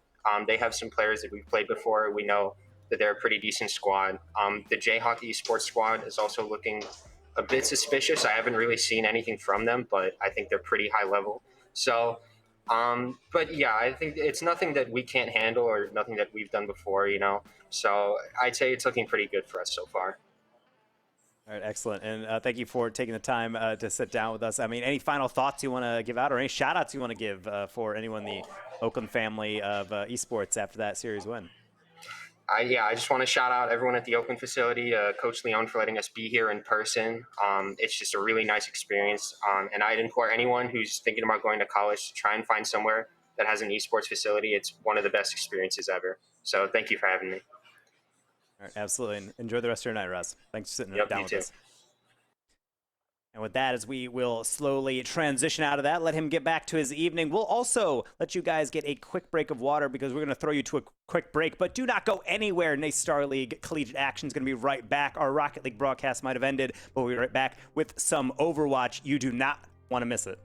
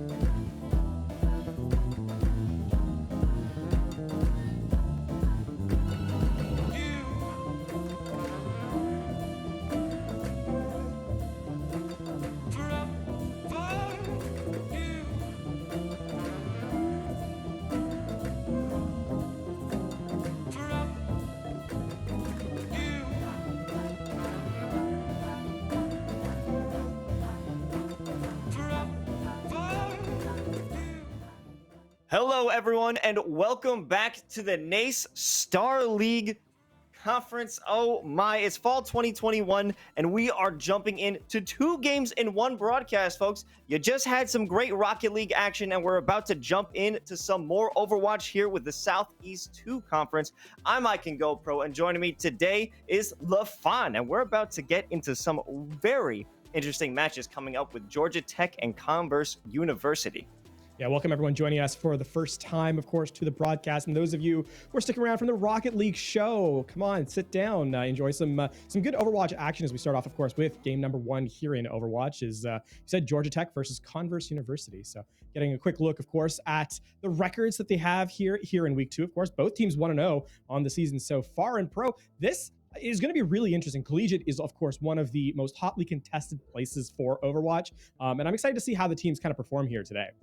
Well, the big factor is they're both 1-0. Somebody has to walk away disappointed here. They started off this season hot, both undefeated. I mean, let's be honest, it's only 1 match that they've gone through so far. So there's still plenty of time to test their mettle. But regardless, someone will come out with even greater momentum, and someone will walk away with their legs between their tails, or their their tails between their legs, with their head low, but looking forward to the future of this league. And I just want to get this thing started, and I'm pretty darn excited, especially because we're going to be jumping into Lijiang Tower soon once we finally get into this first matchup. Yeah, map number 1, of course. And, starting off in Control, it's not a surprise at all, right? We often see Control as being that first map. So we'll get a quick look, of course, when we get into the match, I should say, how the teams start to perform and use those roster selects, because that's an important part of this first match, right? Getting a sense of, or rather this first map between these 2 teams, getting a sense of how the teams like to play, what speed they like to play at. All these things I think are going to set the tempo and the pace for the rest of the game, right? If a team decides to play super aggressive, sort of a dive-esque composition, how does, their opposition react to that? So these are all sort of questions that we'll have to wait till we're into game to find out. And speaking of, we are, as you said, starting off on Lijiang Tower. It's going to be Control Center for round number 1 as we get set for this stage to go. And I mean, opening up the top, a little bit more highly mobile compositions here, at least from Converse University at the first look. Over on Converse, oh yeah, especially I'm looking over toward Garchomp, who will be jumping around. Oh, we're first going to jump into a quick pause right now, but we will bring you right back into the action as soon as it is possible. I guess there is a bit of a tech issue, but yeah, let's take this time to look at those initial looks that we had from Converse. We saw the Doomfist, we saw the Diva, the Lucio, the Junkrat. I am enjoying this high mobility, this fast action gameplay just to get into the face of Georgia Tech. And I'm wondering if this will really pay off, or just that excessive aggression will come into a brick wall and they're going to have to run it back from the home base. It's funny you mentioned brick wall, because that immediately talks about Symmetra and sort of if that's going to be played, right? There's a lot of things that work in Control Center. We often see a lot of these poke compositions that end up a lot of spam. So we saw the Junkrat, of course, and Symmetra herself not bad on this point with the turrets, with the teleporter, and obviously with the ultimate that she can provide, bisecting the objective when that comes through. So the Doomfist can put a lot of value in these sort of close quarters around for example, the Symmetra wall when it comes through. Obviously the punch is not blocked by the barrier, so that's something to kind of keep in mind. But I think ultimately what's going to happen here, and as we get set to go through the rest of the match, is this first stage is really a case of each team sort of cementing what their style is going to be. Are they going to play, the aggressive run through, just spam composition that we're kind of sort of highlighted at least initially, or are teams going to try and slow it down and play a little bit more passively as they go? Mikey with the teleport out of spawn, gonna stay on the Symmetra, as we said, good on this point, and already we can see that spam putting a ton of work in here for Georgia Tech. Oh yeah, and if they especially decide to go up and take the high ground, which they're not doing at this point because all of Symmetra's turrets were placed up there, and here's Maxwell looking to get alternate angle, but he's caught in the Junkrat trap, and he will be the first pick of this game by Juicy. The kill switch is looking to build upon that, sending out the Boulder, sending out his Sigma balls over to break those walls as best as he can, but it isn't working out the best that he would like it to be. They're still maintaining control here, and Coconut, along with Mikey, will follow up to work in take over this site. And slowly but surely, they will force everyone out off of the point and secure this first control. That's the highlight of the Junkrat against the Doomfist, right? If that trap can sort of deny the mobility, it's a sitting duck in this particular instance. And with Maxwell going down, there's no sustained damage through the shield, and Georgia Tech's able to buy time. Now coming to this next fight, though, keep an eye out on Johnny Berg with that amplification matrix, right? This Baptiste can put a ton of work in here from distance, and we'll likely see that be the initiation here. And there it is. We're going a window-to-window battle, but neither team seems to really be utilizing it. They both abandoned point, and here comes the Earth Shatter, and it does make a connection, but not much is able to be done with the follow-up. Garchomp here with a potential flank. Let's see if he can get behind and get a serious angle, and he does with a triple kill with that Riptire, and that completely opens up this point for Converse University to take it right back. Georgia Tech's going to want a couple of those ultimates back in that last fight. We obviously saw the amplification matrix, but they too also use the Riptire and the Photon Barrier from the Symmetra. We're going to see Mikey switch over as a result with no ultimate available. The May can put a ton of value, especially with the slow that comes in from that primary fire. And Converse University now seeing a pretty good position. They have Sound Barrier for the defensive approach. They're going to have a self-destruct as well for the Diva. You can see they've already trapped out a couple of the members. Well, the double-edged sword of that Maywall is that they've also closed themselves off from an alternate angle, so they don't have much to work with, but here comes the real work with the Earth Shatter, and they're trying to retaliate over on the side of Converse. That Maywall just doesn't allow them to get truly in the backline, but here is that backline push from Maxwell. Finally, he can make some serious moves with this Doomfist, and he certainly is. Along with the help of that Diva ultimate, they will push them back once again. And that ice wall keeping them attempting to keep them from harm's way as they run back into their spawn.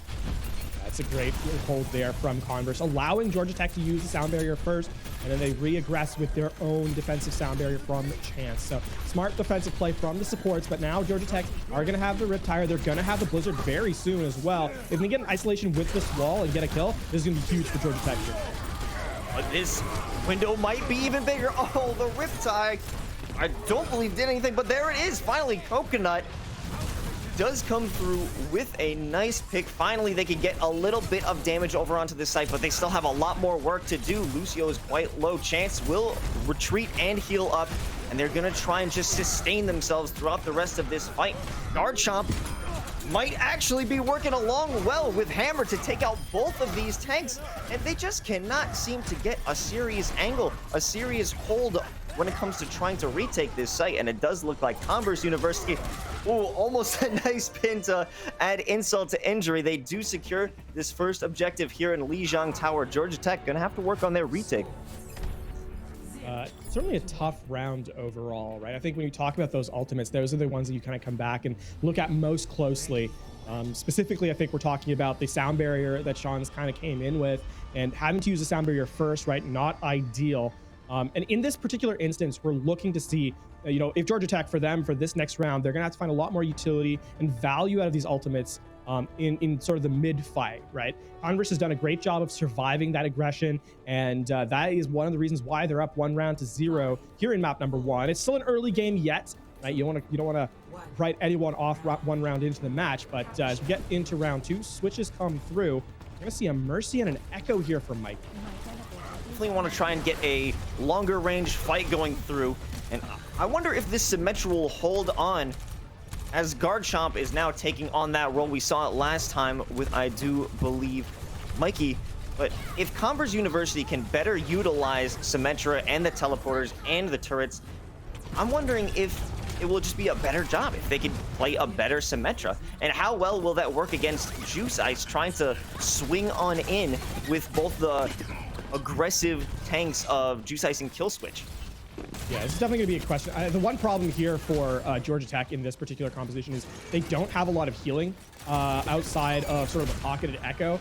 Right, Sean's going to spend most of the time with that Echo trying to just keep Mikey in the air to make sure there's a lot of damage throughput. But that means that it's all up to Johnny Bird to really heal the rest of the tanks. We can see this duel from the Tracers in the back line. Converse is just holding their space and saying, no, come to us. We have the superior healing. We have point control. What are you going to do about it? And right now, Georgia Tech doesn't have much in terms of response.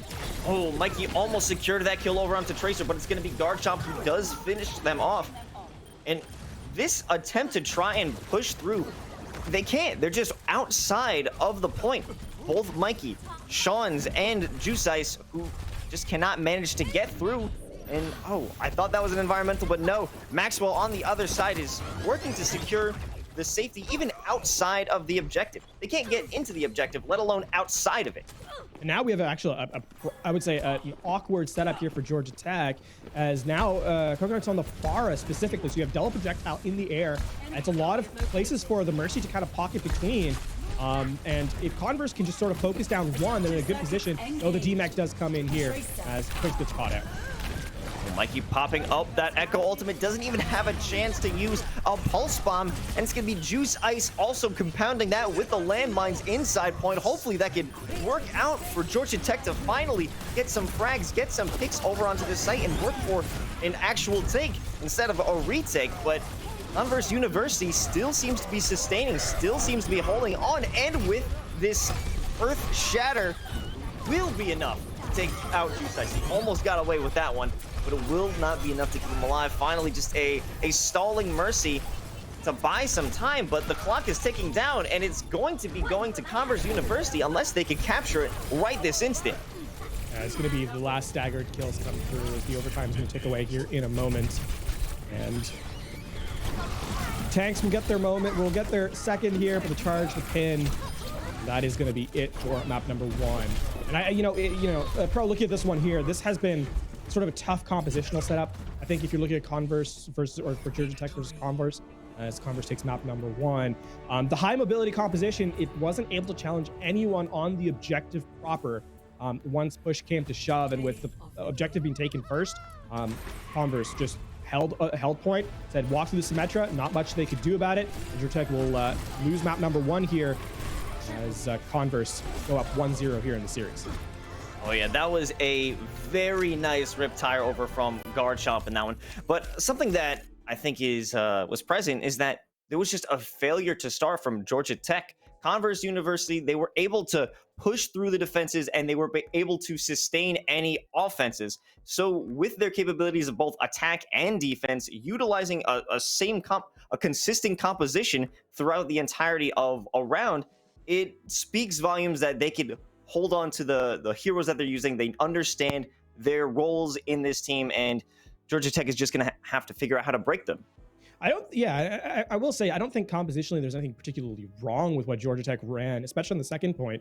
It doesn't come down to the hero select, though. It's the stylistic matchup, right? If you're going to play that projectile, if you're going to play that spam, you have to be able to get more control early, right? The fact that Converse was able to walk into the objective, and we're going to see some highlights here from round number one and then later from round number two. But, if they're able to walk into the objective and kind of just take control of the point, then the static composition of the Reinhardt, of, the Baptiste backing it up, makes it a lot more difficult. We see here Converse, right? Everyone's sort of piecemeal with how they approach sort of the engagement.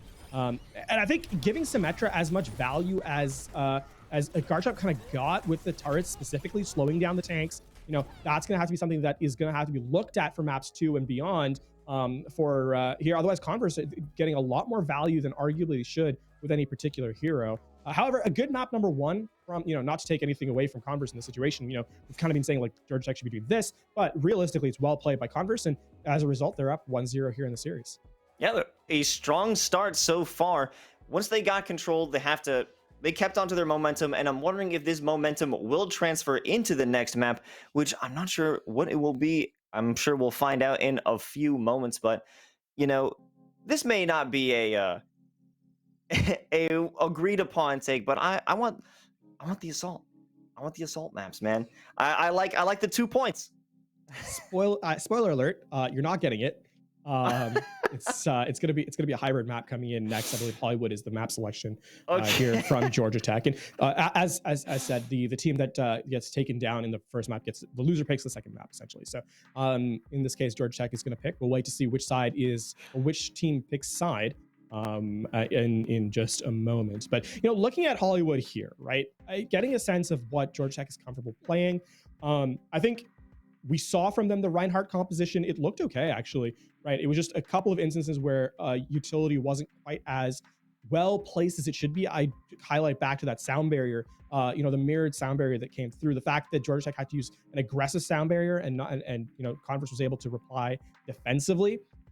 taking time, having the more HP sustained through the later rounds. I think that's going to be an interesting moment. So for me here in map number 2, it's not going to be sort of composition questions, because I think both comps that were run were fine. But for this part, it's really going to be about initiation timing. And the fact Georgia Tech needs to be a little bit faster, a little bit more decisive with how they approach some of these points.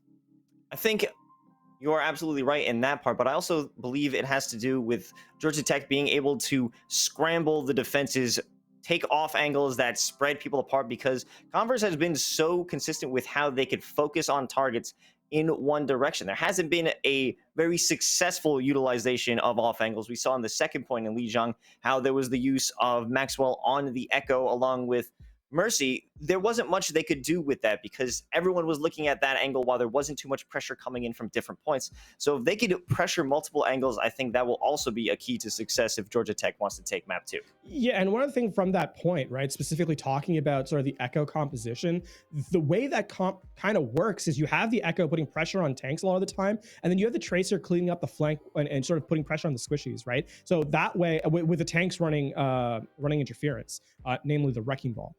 And what you're supposed to kind of have is the Wrecking Ball go for a quick hit, get out alive while the Discord Orb is applied. And that's kind of the rotation that goes through.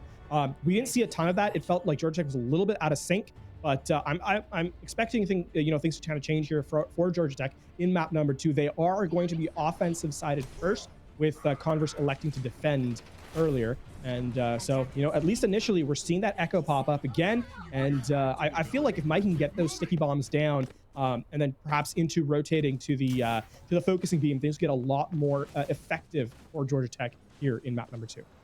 Yeah, definitely I would like to see how they work on this range. Normally they were in your face last round, but this time they're going to be playing it back a little bit, at least with the DPS going on the Hanzo and the Echo. But of course, if you're bringing out the Brigitte, you're going to be up close and personal.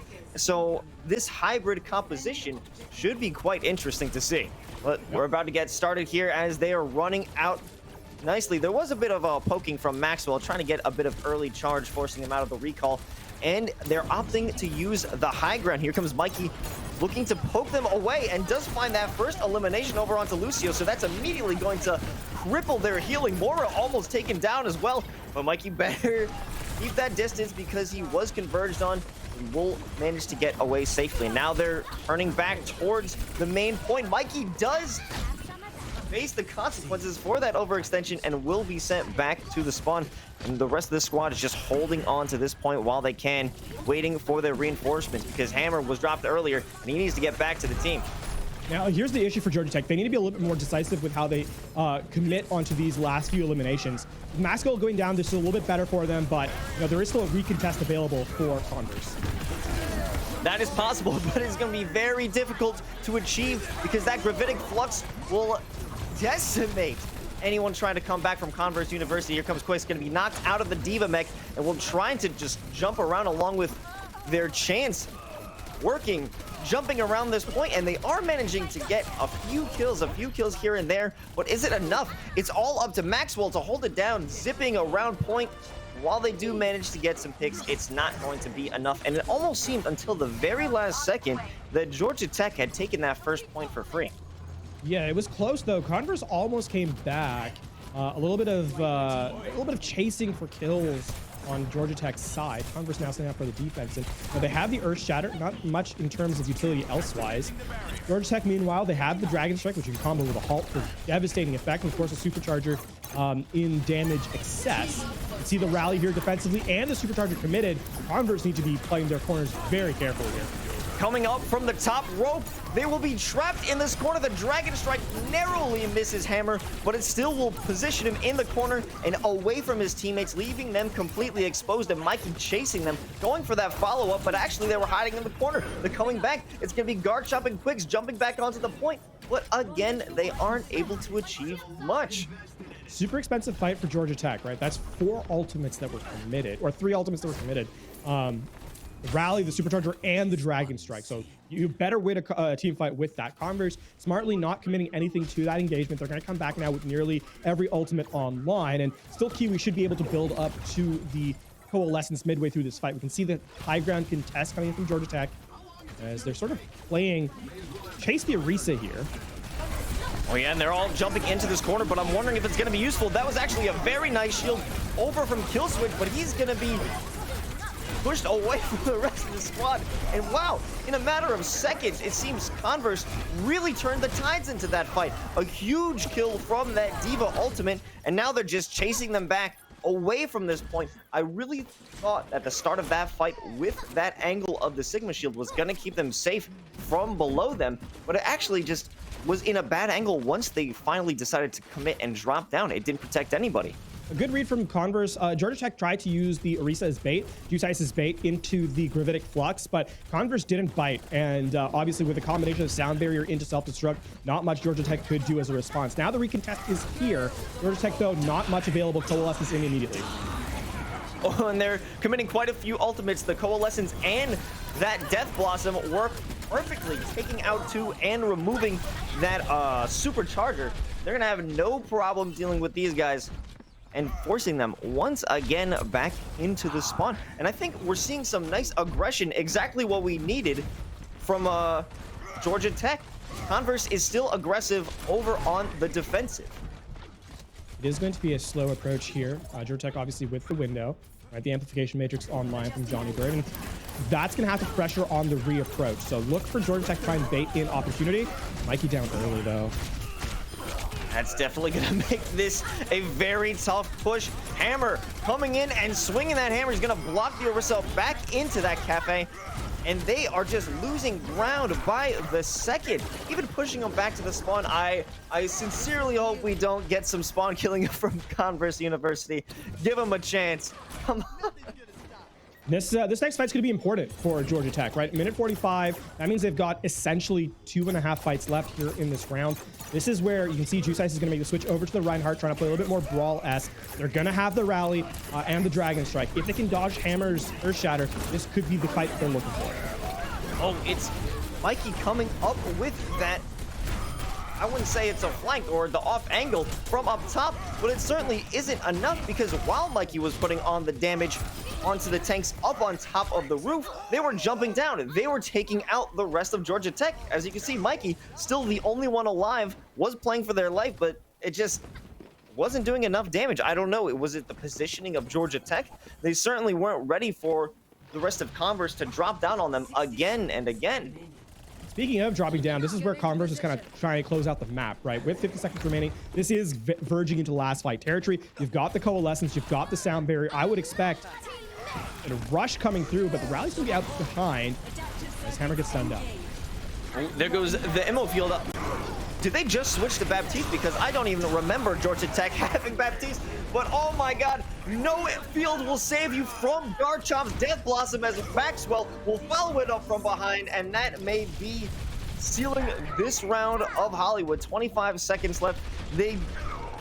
They're actually closer to the objective now because they've been sent so far back. It's still possible to keep this round alive, but we're going to wonder if Quicks is going to be able to hold them off. No, they will make it to the point. They will start that contest, and they're going to reset, that being Converse University, by jumping down once again. As Coconut will stop that charge, but he's going to be taken out by Garchomp, who's doing absolutely the most. We might find a 4th kill coming in from him in this fight, and yes, a 10-player kill streak. Make it 11, why don't we?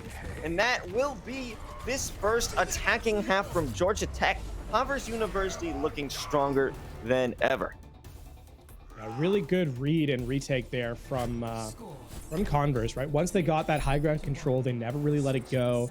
And it all started off with that one defensive play, pardon me, where we saw Juice trying to play like sort of the bait on the Orisa, trying to drag everyone into, coalesce onto the Orisa with the Gravitic Flux to back up and try and eliminate the aggressing defense. But in the end, Converse, once they control that high ground, it was well timed. They dropped down with the Reinhardt, often finding either a pin elimination or having Maxwell and Garchomp provide pressure on the flank with the Reaper and Tracer respectively. And Georgia Tech realistically did not have a response to sort of the aggressive pressure of the tanks, and were unable to really slow down those high tempo pushes. So now on the back foot, on the defensive side, Georgia Tech is going to have to come up with a much better defensive position here on A if they want to be able to sort of even up the series, because otherwise they're looking at a 2-0 here in 2 maps, and that's never a position you really want to be in. Well, Lafon, if we've seen anything from Converse, it is insane aggression, especially when they're the initiator of most of these fights. They're the ones dropping down. They're the ones pushing in. So I would be hard-pressed to not believe that Converse can take this point and shove it all the way to the end of this map. It is going to be a compositional similarity here from Converse. No changes there. Georgia Tech choosing to mirror out for the most part. Baptiste in place of the Moira. But other than that, very similar compositions. You see this rotation through high ground. Oh, that is not what you want to see for Georgia Tech, losing your main tank immediately. Now you have no shields to keep you in this game, and Converse is going to take advantage of that instantly as both the DPSs and the healers are going to fall. And just like that, Converse University already forcing Georgia Tech to backpedal into their spawn. And although we did see an easy takeover onto the first objective, there was at least some contestant when Georgia Tech was pushing up. When Georgia Tech was on the offense, at least Converse was able to come back and contest for a little bit of time. We're not seeing any of that on their side of the defense. Yeah, Maxwell really has been a huge part of that. The Tracer is providing so much pressure on the flank, right, that you can't take that head-on battle that Juice Ice really wants to. You can see Converse retreating. Oh, and that is a fantastic shatter and perfectly timed as they're going to destroy the immortality field right after. And there is Kill Switch being sent to the back of the map. I think they will not finish off this demon. They're going to make them wait. They're going to force Kill Switch to just sit around, try and build that. Even the boop from Chance is just going to add insult to injury. Oh, if I was Kill Switch. Quicks might be trying to go for an elimination with a mech here. It's possible. He's thinking about it. Okay. Didn't quite get it. Death by a remech is not an honorable death whatsoever. And there it is. They're running it down, but Juice Ice does come back with the charge to try and get back in time, holding it down for the squad, working on that contesting. Oh, Garchomp going for the Death Blossom doesn't do much damage as he's going to get stunned within seconds of activating that. Ultimate will be wasted. And now Georgia Tech is seeming to have a bit of a grip on the situation now. They have two ultimates to work with. They've got the Self-Destruct and the Death Blossom to answer back to Converse. We're working with nothing right now. Yeah, Georgia Tech now, it's really all about not playing passively. Like, there's a tendency when the payload is this close to the objective to try and play passively, but you can't do it. If you're Georgia Tech now, you have to press the go button. You have to really go for a play, and instead, they're playing passively now. This has gone from bad to worse.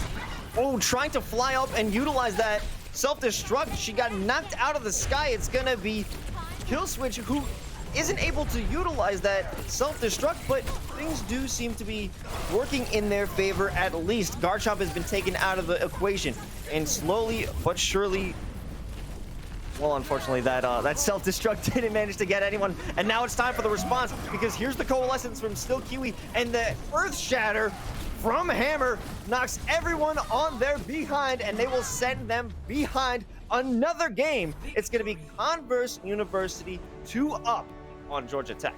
And now at match point here in this best of 5 between Converse University and Georgia Tech. And Converse really felt like they had control of that map, you know, after sort of point A was taken. They really controlled the pace of play. Really was a case of just going aggressively into Georgia Tech's backline and saying, what are you going to do about it? And a lot of the times, Georgia Tech did not have a response. Converse taking that with great effect, leading to a 2-0 scoreline here, and Georgia Tech have to go back to the drawing board. That was their map selection after all, remember. And you know, now when you're down 2-0 on your map pick, it's a very, very tough place to be. It doesn't spell a good feeling over for Georgia Tech, but I want to see where this play goes. I know we saw in the play of the game, it was a fantastic shatter, but it was followed up by Garchomp coming in with a crucial, absolutely crucial Death Blossom. And Garchomp is playing that role to perfection, and not to mention that Maxwell on the other side creating great opportunities, poking the defenses, as you've said earlier in this matchup, that their DPS are certainly doing their job of splitting the attention of Georgia Tech. Just Oh my God! What a shatter! That's juicy. That was fantastic. As we kind of play through the rest of the replays here, but yeah, this position here was so tough for Georgia Tech, right? Especially this play here. We saw Hammer go up to the high ground and take the pin. Going from low ground into high ground, giving up your initial high ground position is such a rough place to be. As one of my as someone once famously said, I have the high ground now. So, you know, and all that sort of entails. I think, you know, coming into this into map number 3, sort of the adaptation that Georgia Tech needs to make. And I think that it's well within their wheelhouse. I don't think they're that far away in terms of sort of their position, is that they do need to counter that aggression, right? There's a very, I don't want to say predictable, but I'd say it's certainly exploitable in the sense that if there's a team that controls high ground, they have to drop eventually. Right now, what Converse is doing is using that timing to perfection. They're seeing that opportunity to, you know, re-engage from high ground into low ground, and they're taking it. And if Georgia Tech can sort of either, there was that moment, right? I highlight back again to that Gravitic Flux play where the Orisa was kind of the bait, so to speak. If they can have more plays like that, but more consistently, and eventually one of them is going to take over in their favor. And that's kind of what Georgia Tech needs to kind of work towards. They have the ideas there. Now it's about execution. Credit to Converse, though, recognizing their positions of opportunity and taking advantage of them fully has been quite the effect for them here as they're up 2-0. Well, speaking of tanks doing some serious work and working around the enemy team and forcing them into positions that they don't want to be in, it's got to be Hammer bringing down the hammer. Most of those highlights that we saw, the big plays, were based off of those Earth Shatters, knocking multiple teammates back over on Georgia Tech, creating huge opportunities. It's definitely a timing thing, or just an ultimate usage strategy thing that Georgia Tech needs to work on and figure out how to make better plays than Hammer can with his Earth Shatter. How can we force them into a position where it is unstoppable, where we become unstoppable, unkillable, unrelenting, you know? It just needs to be done. One of the things you can kind of approach, and looking at this just from a sort of a theoretical point of view, not specifically on these two teams, one of the ways you kind of have that approach is by sort of, I would say, quote unquote, ignoring the payload. We saw a lot of the times that Georgia Tech tried to play that low ground approach, especially on Hollywood, right, where they went into the cart and then Converse dropped down on them. Now, that will work sometimes, right? If the card's in a position where you can take advantage of pulling someone off the high ground. But a better opportunity a lot of the time is rotate around the map, choose a high ground to high ground fight, and then sort of evolve from there, right? So in this case, in Hollywood, what we could have seen from some of the teams is taking the elevator, in the right hand alleyway, and sort of forcing a fight on the high ground before eventually returning to the cart. So that's something that, Georgia Tech could kind of take advantage of. That's an opportunity. And there's moments like that, I think, that you coming forward, looking at opportunities that you have, these are the sort of opportunities you have to take. And I think for Georgia Tech, they're still at the beginning stages of that, where they're starting to kind of bring those ideas forward. Now, to remind you, it's only week 2, right? There's still many games to come forward. And even if they aren't able to pull it out in map number 3, this is something that should go into the rest of the season. But I think that's something that has to be looked at least here initially. Well, yeah, ignoring the cart, ignoring the payload was actually where Georgia Tech found their best fight. So I do believe there is absolutely truth to that. And I guess working the map, working around to force Converse University into an awkward position should be the main goal. While obviously you want to keep your eye on the objective, I think taking out the enemy team first and then taking the objective is something that may be worth looking into.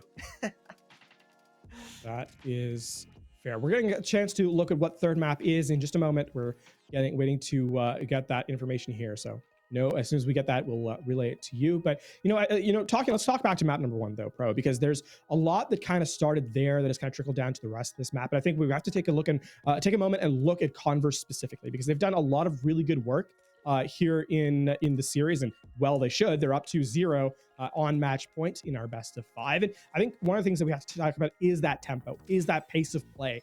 And sometimes those are sort of nebulous terms that don't really mean a whole lot, but here I genuinely mean that they're playing quickly, right? We saw those re-engagements on fights. The fight would start and you saw them immediately in the back line, just going in as a 6-man unit, 6-person unit and making sure to take the fight to their opposition. And that has been a big difference here. So credit Converse for playing that. It's hard to get all 6 members in the same team, or on the same page, I should say, but they've done a great job of that. Team communication surely is one of the most important things. Now, of course, when it comes to high-ranking players, and I would say this might be a bit of a thing within the collegiate scene that we don't see at the top, it's that there are tactile skills that aren't as refined in here, but of course the pinpoint accuracy, this is something you could have as a collegiate team, but sometimes having the presence of a serious, let me say a strategy. There you go. Strategy, tactics, working around and learning from your players is something that we don't see too much and too highly done within the collegiate scene as opposed to the professional circuit. It is a difference, right? Collegiate is an interesting place to kind of talk about these days. You know, I've been in collegiate for a very long time, in Overwatch specifically, so I can kind of tell you how it's evolved over time. And it used to be back in the day that you would have just players that were really, really mechanically good go out and do mechanical things. But as collegiate evolved, as Overwatch has evolved, we've started to see more strategic setup. You know, right in the time of GOATs, teams started to get, like, collegiate teams started to get really, really good at GOATs. So we saw that into play. We saw, you know, as it has evolved, collegiate has just gotten better and better. And I think that's kind of where we're at right now, with teams about to take that next step into being those highly performant teams. And it starts off with compositions that are stylistically different, but still strategically sound. And as we got to look here in map number 3 in our best of 5, Converse course 2, Georgia Tech 0. We are going to look at Route 66, Converse defending first here. And this is a change-up of the composition for sure. We're having the hammer bring out Torbjorn. He's having a small hammer this time around, but actually switching off of the tank role, normally playing over in Reinhardt, switching onto DPS, and certainly working in conjunction. It's going to be Maxwell, who's doing serious amount of damage halfway to the ultimate and just slowly picking them apart. But Georgia Tech, it does seem to be taking this objective pretty far without that much resistance, and I do believe we're about to get right into the action. Georgia Tech shooting up from above. It's going to be Coconut trying to just prevent the enemy from falling upon them. They haven't jumped down yet. He's just trying to work and prevent anyone from having a real engagement. And now they're being aggressive over onto the top of the gas station, but Hammer finally dropping down, trying to force them back off the point, which he was doing a bit until Mikey comes in and finishes him off, building some time and momentum for Georgia Tech. It's going to be Mikey continuing to do work almost up at that pulse bomb, where he could very much do some game-changing damage. There's going to be some ultimates online here for this next fight for the defense, specifically the duplicate. That's going to be a big difference. You can see probably the Winston being copied over, and with the Primal Rage available, that's going to be a huge difference maker. And that's exactly what it's going to be. Here comes Maxwell with the Primal Rage, busting it out. Not finding too much because Sean's was working so hard to try and avoid it, but here comes the Fist of Fury, taking out not 1, but 2, and it will almost be finishing off this Tracer as well, but the recall will keep them in the game for a little bit longer, but down goes Mikey. Converse holds it down once again. Yeah, this is now a really problematic place for Georgia Tech, because Converse University is going to have 5 ultimates. And I think the one that's going to be most key is going to be if Inflammable Hammer is going to be on point with the Molten Core. Converse University really in the driver's seat here. Georgia Tech, aggression is going to have to be the name of the game. With the Coalescence, with the Primal Rage, with the Sound Barrier, you're going to have to dump those in aggressively. See the Overload committed. There's a Sound Barrier as well. And here comes the ultimate commitment. Look at all of those ultimates used at the same time.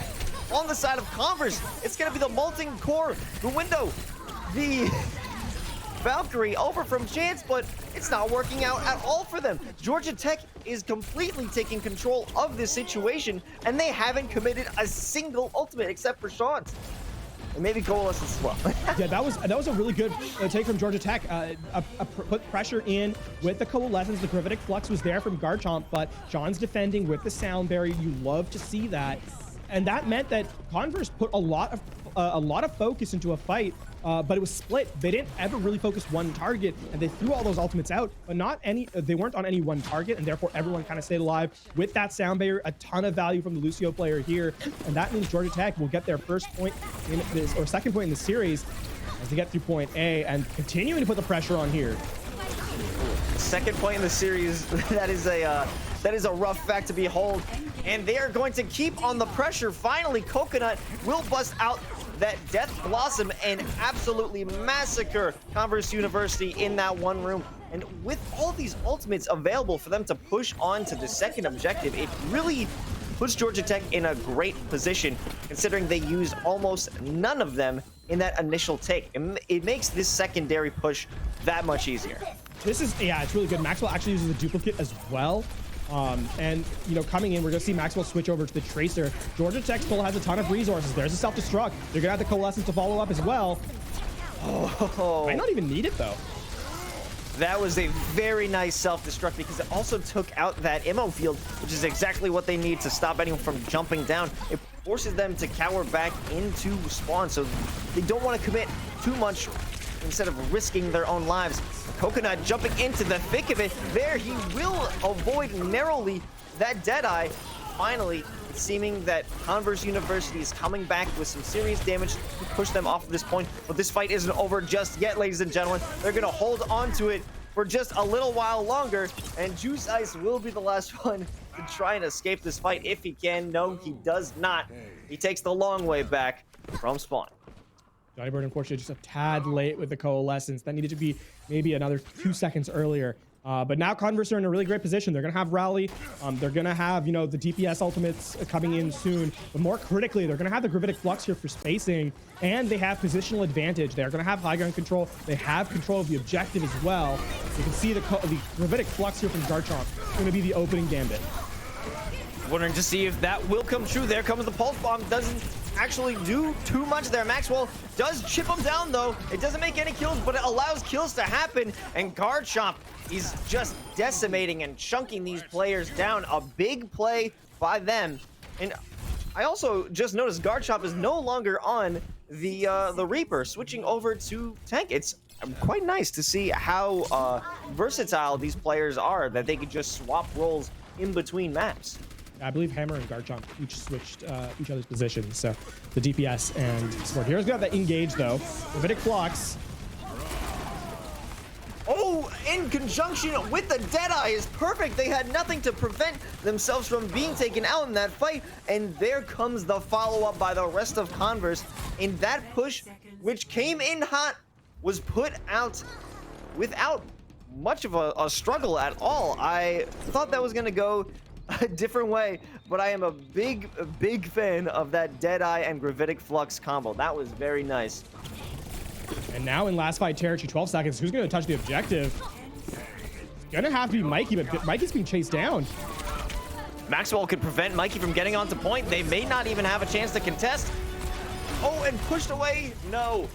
Maxwell does manage to take out Winston, who was on point, but they do have enough time to get that contest, but there won't be enough damage coming through. They're all focused on trying to contest and stay alive, that they can't have any time to do damage to the defenders. And Georgia Tech, with that final frag over on to Mikey, will finish off this first round. Oh, I spoke too soon. That will finish off the first round on Route 66. Georgia Tech will now head to the defense. Converse University, excellent resource management from them yet again. Right in that final fight, what tools do they have to bear? So many, right? They had the supercharger, they had the pulse bomb, so much coming in terms of damage, and Georgia Tech really didn't have a defensive response, right? The sound barrier had to be committed in the fight prior, to the Gravitic Flux, and it still got taken out because of the high noon combo. And I mean, if you're looking at this, Georgia Tech, it's just whatever questions Converse University are asking them, Georgia Tech does not have a response. And that is one of the biggest reasons why these holds have been so consistent from Converse University, right? Once they get that high ground control, Georgia Tech simply does not have the pressure required damage-wise to kind of dissuade them from there. And as a result, they've been held now twice here in this second phase of the sort of escort portion of the maps they've kind of looked at.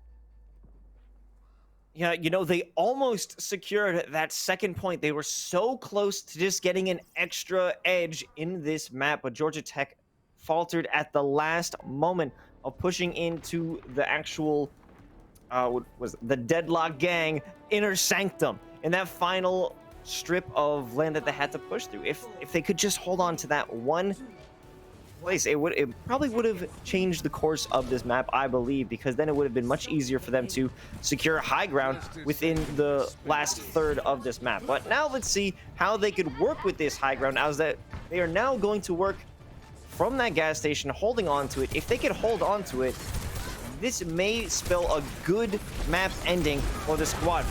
They could never take it, but can they hold on to it? We're about to find out, because Garchomp is working to chunk them down. Both shields have been broken for both shield tanks, and that pull in from Orisa might be able to grab them off, and Hammer going around, getting a different angle to try and just piece them down, chunk them down, distract them while they push through. This is the same choke point that we saw the initial battle begin in the first round. Let's see how this one is going to go. And Georgia Tech does seem to be the first one who are coming through, but that is a good pull in by Quicks.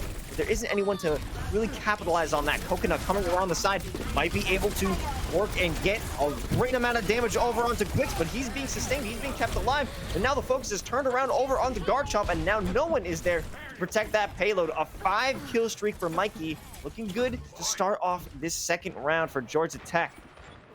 The big difference in that last fight is that Georgia Tech won the Cowboy duel, and with more hit scan pressure coming in from the defensive side, they're able to stabilize a lot more quickly. You can see Hammer now switching over to the Ash, which has a little bit more long-range damage. It also has a lot more AoE damage with the Dynamite. We'll see if that's able to make a big difference, but in terms of sheer hit scan pressure, you got to give the edge to Georgia Tech, at least for the moment. You can see now high ground control being trying to be gained slowly by Converse as the amplification matrix is used in conjunction. There it is, another solid gravitic flux, but the ammo field will keep them alive. And here comes the response. The enemy gravitic flux does incur some great damage, but it won't be enough to get anyone besides Maxwell, and they're still holding on strong to the top of this gas station. The high ground will be held, and they will keep their heads high for the moment, but Quicks is working from below to try and chunk down. There it is, a potential kill over onto Garchomp, but it will not be enough. Here comes a very tasty pulse bomb over from Maxwell, and Hammer from the other side will follow up, so it's going to be quite easier. And now it's time for Bob to enter the fray all the way behind, right on the other side of Juice Ice's shield. It will be enough to force them back, especially they had enough time to destroy the ammo field. And now Hammer, even more damage is coming down from here. The Cowboy battle has had the tides turn, and now Converse University takes this first point. A really good run there from specifically I want to highlight Quicks, who used the supercharger at the start of that fight, built up the supercharger, I should say, is going to have one here for this re-engagement, but a great halt, kind of pull people off the high ground, start things up. There's a supercharger committed from Converse. They want to try and get that early pick, putting just pressure on the defense, saying, listen, you have to come into us eventually, otherwise you give up free space, and that's what they're doing. Yeah, it was a nice position for that supercharger, but everyone just decided on the side of Georgia Tech that they don't even want to face it. But they're going to take it to them. They're going to come in right and headbutt them. Trying to headbutt Converse off this point, but it doesn't seem to be going in their favor, as they've put themselves in such a tiny room, especially when you have a very spammable team, a spammable hero like Garchomp over on the Sigma, making it quite easy for them to clean up his kills. While he will get stunned in the process, they do seem to be taking out this squad. It will be a defensive immo there, so they're going to have 25 seconds to utilize that, or before they could utilize that again. But it's not like Georgia Tech will be able to have a serious response, a serious threat within that time frame. Yeah, Georgia Tech tried to flip the map, but a good attempt. Unfortunately, Converse just a little too quick on the draw, both literally and figuratively in terms of the ult commit. Now into this last fight territory, the cart's inching closer to the final payload. Good start here for the defense. And not almost so much anymore.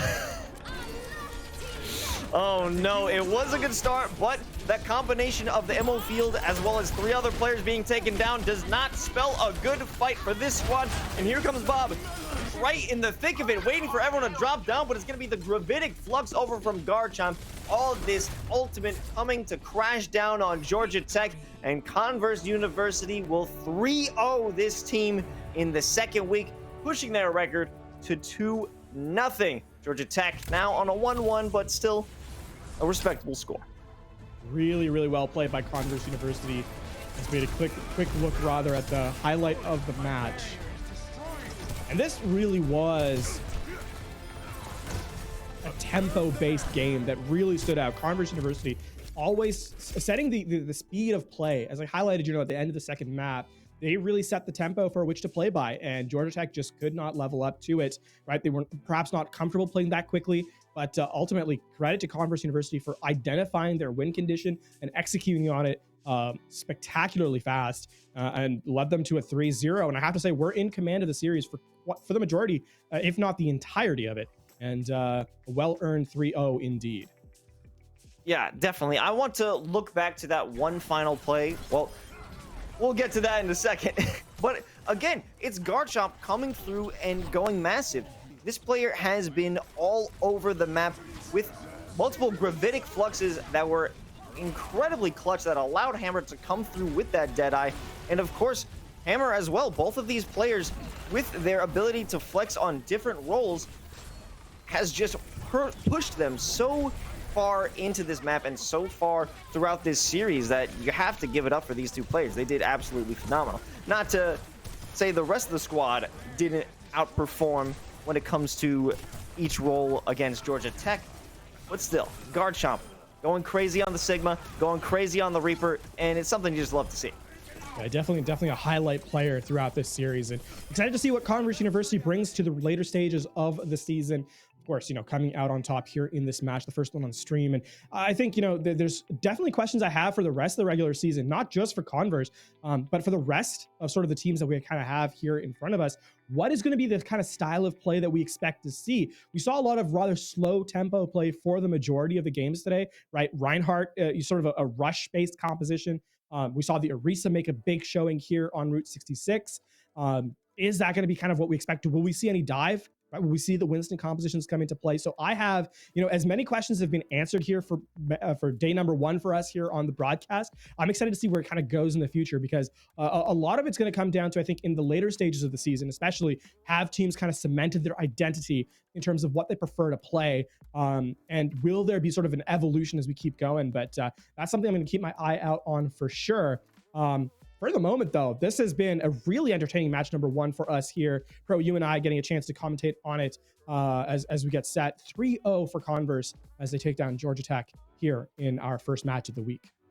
Certainly was a fantastic matchup. And when it comes to compositions going in the future, how are we going to see Torbjorn make a performance here? I'm a big fan of how Hammer busted that out just for a little bit in the beginning of map 3. And actually, we will be interviewing that very player. It's going to be Hammer coming through for an interview in just a few moments, folks. And I definitely want to pick their brain on how this team plans on working in the future, how this squad had worked together to read out all of the tactics from Georgia Tech. And I'm sure we'll get some juicy details, but also just wondering on what it is that Converse University has done to outsmart, outplay Georgia Tech. Yeah, it's going to definitely be an interesting insight from Hammer of Converse University when we get them into it here in just a moment. But going back to the game itself, as we kind of just give a quick recap of how the match sort of went. Lijiang Tower is where we started, a 2-0 there for Converse. As we get, obviously map number 2 was Hollywood, a 2-1, and then again into Route 66, a 2-1 for Converse. So certainly a highly momentous series. But as we get set to have the interview here with Hammer, Pro, we got a chance to invite him here. Congratulations, Hammer, on your victory here against Georgia Tech. You guys take the 3-0. How is it kind of going? Talk to us after the match. What are you guys kind of feeling? I'm feeling good. We went into it pretty confident. We were a little nervous about putting me on DPS or whatnot, because we're having, unfortunately, a few roster issues with emails and our actual DPS player. But it ended up working out okay in the end. My main tank game, it wasn't too bad today. So I'm glad we were able to pull out the win. When it comes to flexing on your role, how confident is your team and your communication on adjusting the different positions that you play? So when I'm playing the main tank, where as you saw, we tend to be like very aggressive. I like to go for a lot of the initial pin charges on Reinhardt. But when we have Quicks on main tank, I tend to just like stay a little bit quieter and let him kind of take the reins on the comms. Obviously, I'm giving my input on like ultimates that we should use or things like that. But yeah, I think we're doing pretty well overall, adjusting to two pretty different play styles. Right, you guys are 2-0, of course, here in the league play. Walk us through what your expectations are for the sort of upcoming games for you guys, right? Obviously, we talked about how rosters are a bit of an issue right now, but you're working on that. Do you see your team able to kind of continue that level of aggression that we saw here today? Yeah. Hopefully, we plan on not dropping a series. Hopefully, from this point forward, no more maps as well. So yeah, hopefully we can make it exciting. Go for some spawn holds, get a few hammer kills on Torbjorn. So yeah, I'm excited. We'll definitely be looking forward to some hammer kills in the future. Hammer, thank you so much for joining us, and good luck to you in the rest of NACE Starleague. Thank you so much. Spicy words there from Hammer of Converse University. And well, they should, right? We saw a dominant performance here from them on the match day. So bold words, but bold actions to back it up as well. And we look forward to see how they kind of perform in the rest of the season. Pro, I mean, it's been a well-earned match from them here today. Absolutely. They had put on a stunning performance. And like you said, only 2 objectives were earned over by Georgia Tech, while Converse University, not to say it was not without their own struggles, but they did it in a very strong fashion. They won with flair. They won with aggression and strength. So it's deserved that they can talk their minute trash toward the end. But I'm excited to see what both teams can do in the future, because let's not forget that Georgia Tech was also going in this map 1-0. But we'll see how they progress in the future. And after this break, we're going to continue on with our second match of the night for NACE Starleague. Do not go anywhere, folks. You won't want to miss this.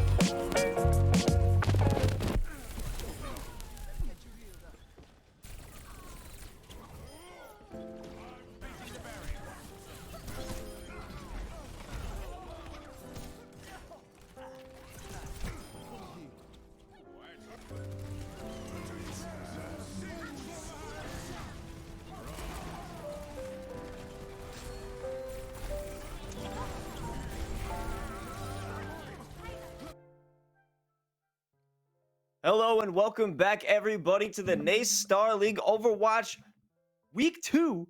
We had a fantastic first matchup between Georgia Tech and Converse University, and now we are going to be jumping into our second match of the night, that being between UC Davis and Boise State University. In case you forgot, my name is I Can Go Pro, and joining me tonight is LaFon.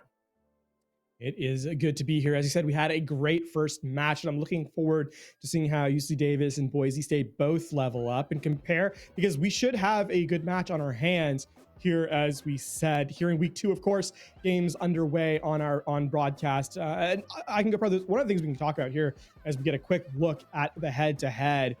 Both these teams, a little bit of a familiar refrain here, 1-0 as they get into week 2. So looking forward to see which one of them is going to kind of get the sort of the lead as we get set in this series.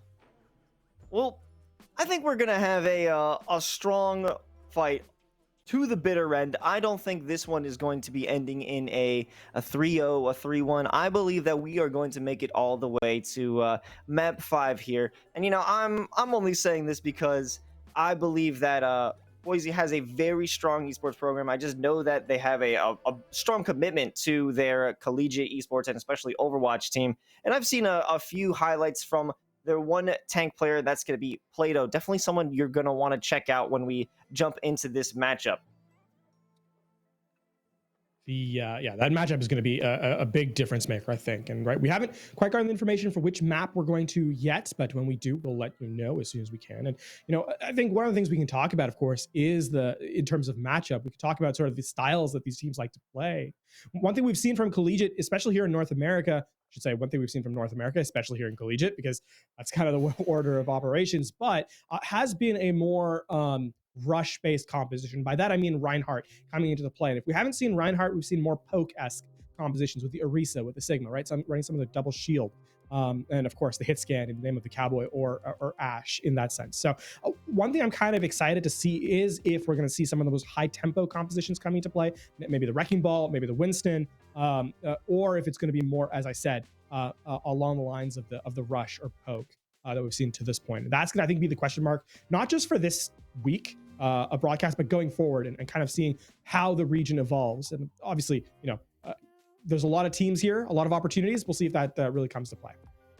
Well, I think if it all starts off as rush or poke, as this season progresses, you know, other teams are going to be watching the VODs of other squads because they want to come out on top. They want to see what everyone else is playing. And I think as the season further progresses and develops, so will these different compositions, so will these different strategies, because everyone should be watching everyone to know how to level up their own gameplay. So I think we may have, you know, some standard meta stuff, some standard meta play styles, but just keep in mind, once we head into week 3, week 4, we might get into even crazier stuff.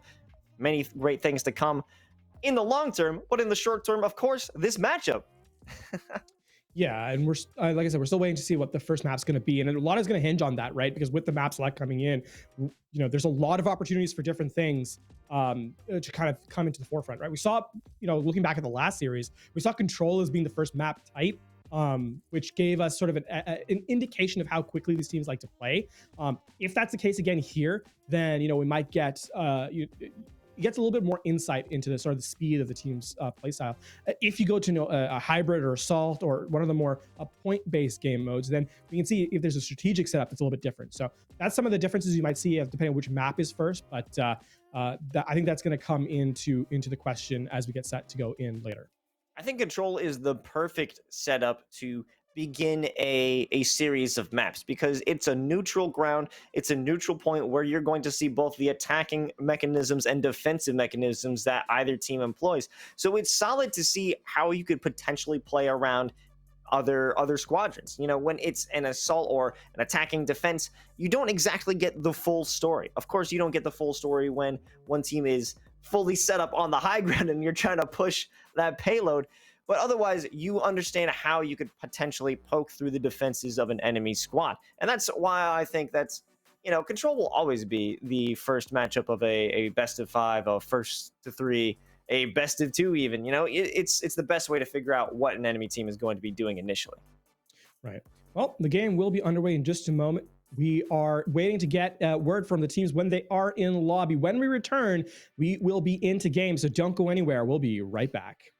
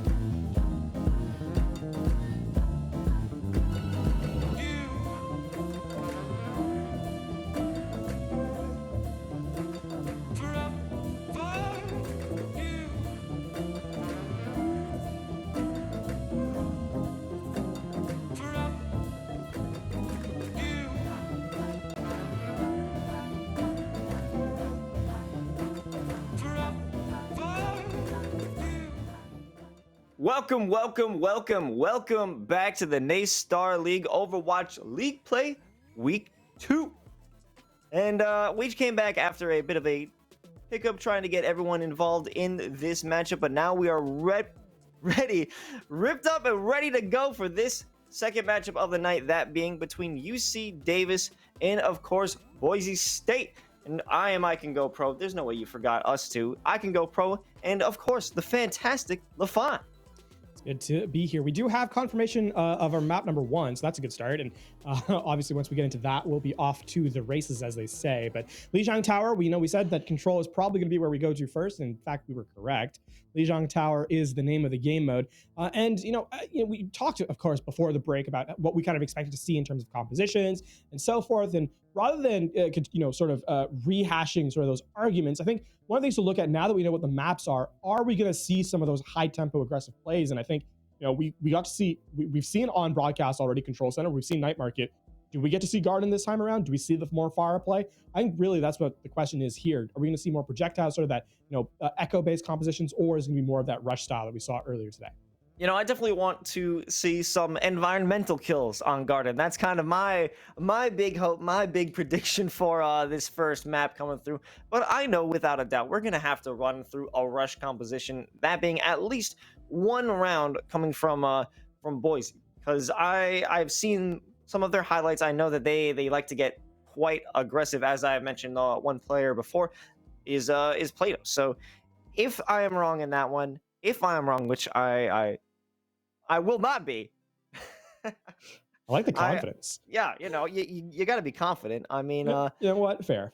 One of the things too is obviously in collegiate compared to some, compared to like tier 1 pro play, for example, we don't have a lot of VODs of teams a lot of the time, right? The times they show up in broadcast. Beyond that, expectations and tendencies are hard to kind of prepare for, and that can be both a strength and a weakness coming into certain teams, right? Because looking at some of the rosters, it's a strength perhaps if a team doesn't know you like to play quickly, but perhaps that stylistically just matches up well into what you've got going on. So it's a case of I think in these first fights, especially as we get set for map number 1, it's a lot of teams sort of figuring out what the other side is really going for, right? Is it going to be sort of that high tempo play, or is it going to be more methodical, more more well thought out and approached, or is it just going to be go? And I think as we get set to get into Lijiang Tower here on Control Center, that's what I'm looking out for first.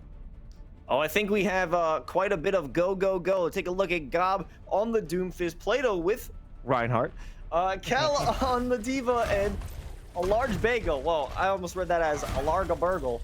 A large bagel on Lucio. But, I want to give a quick shout out to any esports squad coming from a university that has their dedicated Twitter page to put up highlights. Thank you. It made this way easier. If you're not coming out with the clips, we need them. We need those clips, folks. Get them out so we can get that proper analysis. And we can see Gob already looking to take the high ground and come in with some sort of cheeky play, landing with the Doomfist. But as it stands, UC Davis is going to back up and go straight into it. And there it is, coming from the top row. It's going to be Gob already picking up one, allowing Diva to push in, but those Symmetra turrets will cause a bit of a drag, but that won't be any major problem as they're being pushed back all the way into the lobby. It's going to be Lucio on main support. Fantastic name. Escaping with their life, but Boise coming in with the capture. Certainly a good read there from Boise. UC Davis tried to sort of play around it, right? They saw the point control, so UC Davis tried to back up and go to the objective. We're going to see Kabachi going over to the Cowboy this time around. Is trying to put the flashbang in play to deny the Doomfist pressure. It hasn't worked out well so far. We see Gob is flying all over the place, and they will remove that ammo field. That's going to be a big factor in this upcoming fight. And it will come back because here's the lamp. It's already pushed out, but it's being used perfectly as Plato is working and smacking everyone under that field, and there's nothing they can do about it. They didn't focus the lamp, and they gave them enough time to push him back in. Finally, they were looking to hope and take out Gob, but Gob will not stop. Actually, KO from the back lines with the nice fire strike does manage to get that kill. Yeah, there is a window of opportunity here for UC Davis to re-aggress with 2 players down, but a defensive window here from Chosen just to slow the re-aggression here from UC Davis. And that initial pick on main support should be huge. The Earth Shatter comes in, but it doesn't get anybody. And this is going to be incredibly hard for them to try and fight this back. The Gravitic Flux goes, but it's under the Immortality Field, so they can't do much out of the damage point from that one. And they're pushed back once again. Gob almost got a fantastic punch right into the face of main support, but that boop will be enough to keep his life along with him. Another great defense from Boise. A good read there from Chosen to bring up the Amplification Matrix, and then obviously the spam through from Maxell on the Symmetra, just a 1-tap onto main support. Now UC Davis in last fight. They don't have anything online just yet, and Plato waiting with this Earth Shatter. There it is. Another flank from Gob. Let's see what happens. He's gonna wait out that beat drop. He's gonna jump right onto Gabachi and does a fantastic flow right through, getting back onto site and keeping the pressure up enough to spread them out and allow both of those supports to be destroyed with the self-destruct. And that is a very clean retake. UC Davis did manage to get some time on the board, but it will be for naught. Yeah, that was a good use of utility from Boise State University. Obviously the Doomfist used Gob doing a ton of value with the Meteor Strike, but I think critically a lot of team-oriented play there. We saw the attempt for the punch into the Shatter to try and take down Plato, or rather to take down KO's shield from UC Davis, but then on top of that, the pin which bumped Plato's, or rather Plato using the shoulder charge to bump KO's shield out of position. So Kel was able to get a multi-kill with the self-destruct. Clearly team-based play here from Boise State that gives them the round up 1-0. We are going to move to a more mobile composition. The Somber Reaper play from Boise mirrored out, of course, from the University of California, Davis. This is some very, very fast tempo play as we expect to see a lot of damage being put through early. Here comes that initial scuffle coming on the edge of both of those bridges, and it's going to be Boise pushing up, trying to get the aggression to force them back off of their bridge. Frosty doing some damage in the backline, not able to land any hacks on anyone yet. Here comes Gob, will take out Ecal after that D-Mech, and pushing up through will be a further aggressive play, and they are just backpedaling ever more as this game continues to go on. The 2 most valuable members to hack in this composition are the Diva and the Moira, right? If you can deny the Matrix, the Reaper has so much more value. UC Davis is actually going to make a couple of switches as both DPS switch over to Tracer and Echo, respectively, nearly wholesale, as Royal's also going to go over to the Ana. And re-aggress now as Boise State as Plato jumps directly to the backline. Wow, he jumped right in there, and he does have some support from a large bagel, but that certainly was not the correct move, as Frosty Royal just pick up those kills with ease. And now this should spell a nice time for them to come back on the aggression, a good time for them to take back this point from the enemy, and that will be Diva removed. Kel is leaving this Winston all alone. Plato doesn't have much to work with. He doesn't have the cover, and come on, Large Bagel, doing what he can to try and keep this under his control. Yeah, it's going to be the retake there. This was not much more than a stall. They do get an extra 10% out of it, so not bad. Now the question coming into this next fight really is the duel between Sombra and Lucio, that dance, if you will. Main support going to try and hide for the EMP. If Maxell can land a big EMP here, this should be very easy for a retake for Boise State, especially if they couple it with either the Death Blossom or the Coalescence. I like how KO is just sending out that that Tesla beam with the poke, but oh no, Gob sends out the Death Blossom, but no one's around to feel its pain, and he's jumping through trying to secure some damage, but no one is really in range for him to get that damage done. But he does put pressure to allow the rest of his squad to clean this up, because we have that primal rage on Plato knocking everyone around. There's pure and utter confusion going through the minds of UC Davis and Boise, and take this one back.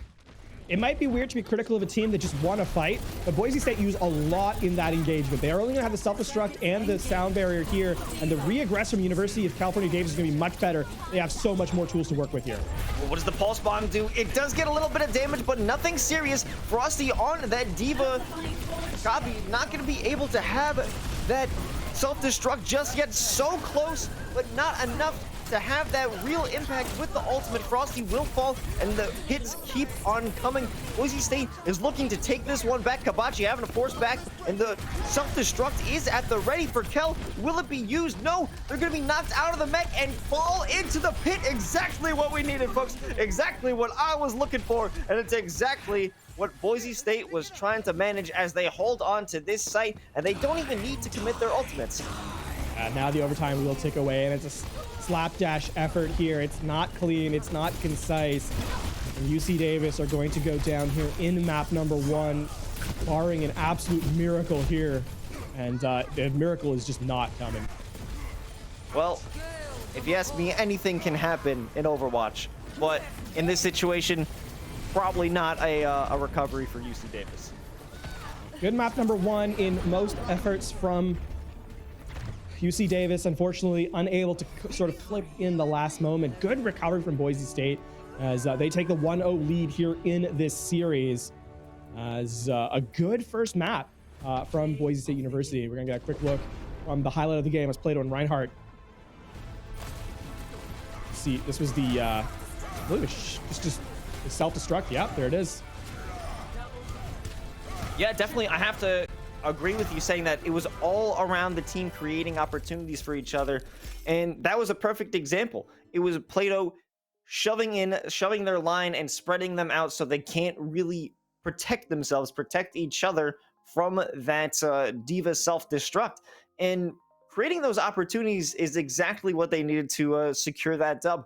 But I I want to speak briefly on that pure aggression where I believe it was Plato as well as a large bagel diving. Well, we'll get to that one in just a second as we take a look at more and more highlights. They're very good at zoning UC Davis. Boise has done a very good job at zoning their opponents and forcing them into choke points, especially well, there wasn't much that Kabachi could do in that moment, but they are very solid at zoning, and that's really what it comes down to, forcing UC Davis to play how Boise wants them to play. Yeah, a lot of it is realistically the fact that the tanks are, the DPS are providing poke pressure, but the tanks are staying alive, so the supports are able to keep, sort of pressure on or keep away from being pressured, and it just buys more space and time. A lot of these fights, what we're seeing is the front line of UC Davis has to go up against 3 or 4 members, while that is not the case for Boise State, right? We saw one DPS taking one-on-ones. Meanwhile, the tanks have to fight sort of a 1-on-3. And that's a lot more difficult to kind of keep track of, right? Especially, I think the one time that it didn't happen was when Boise State tried to go super aggressive into that spawn on Garden, as we saw, but it was sort of piecemeal and slapdash, and that kind of fell apart. But every other fight that Boise State has taken, has been more consistent as a team, and that has really spelled success for them, at least in map number 1. And one map is big. They're gonna have to keep it going throughout the series. Again, this map series doesn't end after 1. You have to make it all the way to 3 map wins. So we'll see if they're able to do that on map number 2. Certainly a good start, though.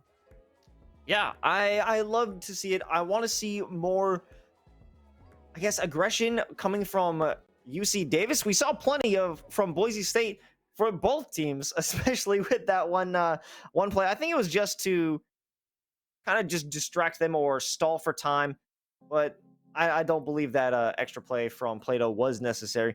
But I want to see UC Davis work hard. Like I said, I want this to be a 5-map game, okay? This isn't going to be a 3-0. This isn't going to be a 3-1. This has got to be a 3-2 for somebody here tonight. One of the things that I think, for UC Davis, they kind of have to correct if they want to make this a close series, has to be their focus fire. They had a fight on Garden on that second round where they were close, right? I think, we have to talk about that ultimate where I said that Boise State used too many ultimates, right? They used the EMP, they used the self-destruct, or the coalescence and the Death Blossom and the Primal Rage. That's 4 key ultimates. If you're UC Davis, that's a fight you have to win because you have all the resources at your disposal and there's nothing to really defend against. In that particular fight, though, UC Davis's target priority was all over the place. They weren't focusing on any particular individual, and as a result, it bought time for Boise State to return into the engagement. So for UC Davis, really the key to victory for them here is that target priority, is that target selection. And I think they're right there otherwise with Boise State. With that, if they change that small thing, then a big difference. It would make a big difference for them. And that goes exactly back to you saying that Boise was allowed to have 1v1s with their DPS while their tanks were facing off against 3 players. If they can flip the script, if UC Davis can turn that focus back on to the tanks and put the pressure over onto Boise instead of having it on themselves, I do believe they could turn the tides of these battles, because this isn't a blowout. This wasn't a easy win by any means for Boise. This is still a competitive match. Yep, and I mean, the match is not done yet. We still have map number 2 underway. It's going to be Numbani here. UC Davis attacking, Boise State defending. And I mean, you know, we talked at the top of the show about what compositions we'd see. And already we're seeing that highlight, that difference, right? We're seeing that more static composition from Boise. Boise State in this instance, the Diva, and the Orisa most critically. As goodbye, turret. Bye-bye. It's close. Nope, that's not quite it. Almost. Well, maybe we'll set it up after the first fight. We'll see what happens, as they are looking to spread the attention so far.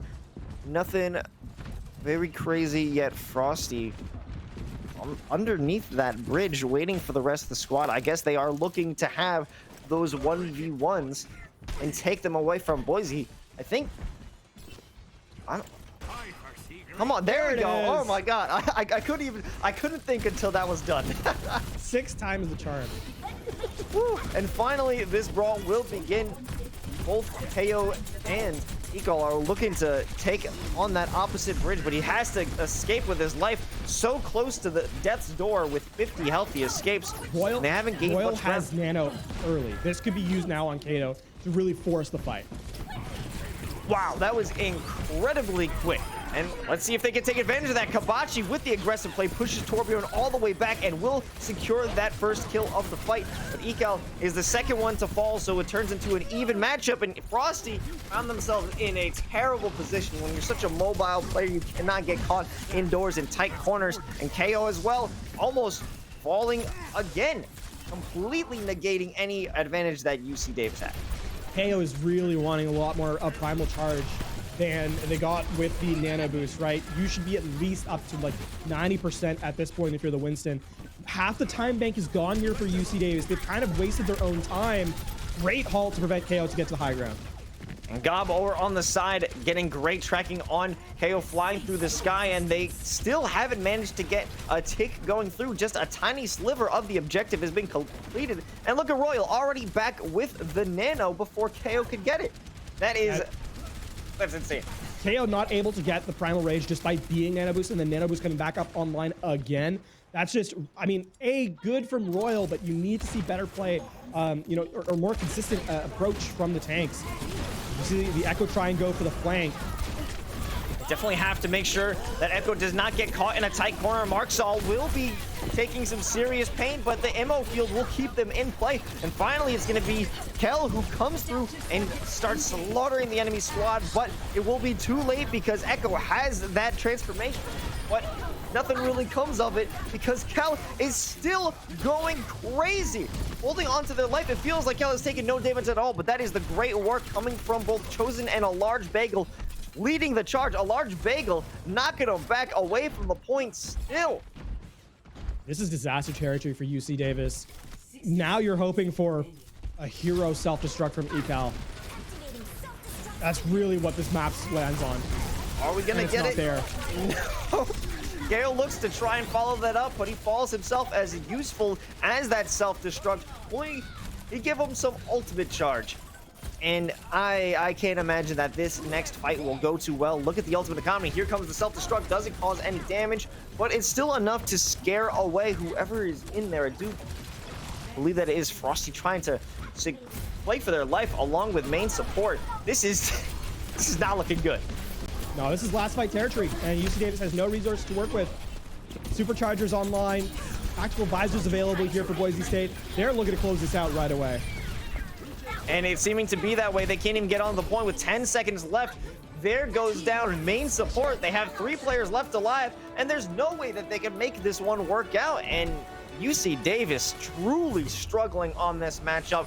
A much less intimidating performance than what we saw over on Lijiang Tower, to be sure, at least when it comes to an attacking position. And I have to give credit to Boise State's tanks, right? And Maxwell as well, because between the halt, between the Divas boosters, and between the coach gun of the Ash, right? These three knockback effects, and to a certain extent, a large Bagel's whip shot, all of these knockback effects made KO's life very difficult. The Winston really needs to be able to get in and start to put, cleave damage with the Tesla cannon into the majority of the team that UC Davis is facing.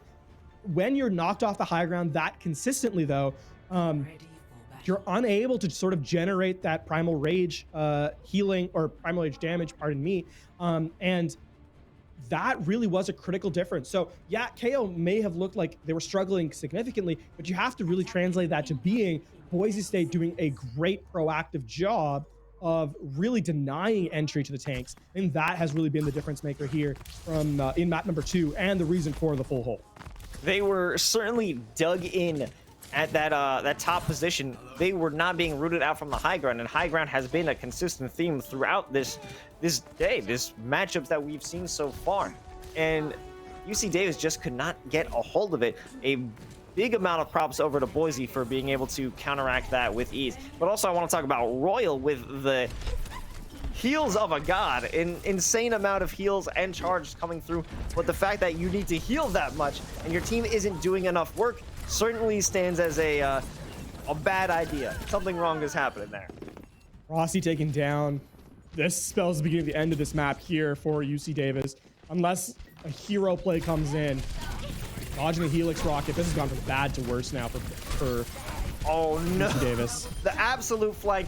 Plato and Maxell walking in along with the help of Gob. This cannot go worse for UC Davis, and Maxell even getting so aggressive they might be able to remove Frosty from the equation again, and it will be Gob with the assist, and that is such a lackluster performance from UC Davis and a phenomenal performance from Boise. Yeah, clean run there from Boise State University. A quick highlight from the main tank. Plato taking back-to-back highlights here, I believe.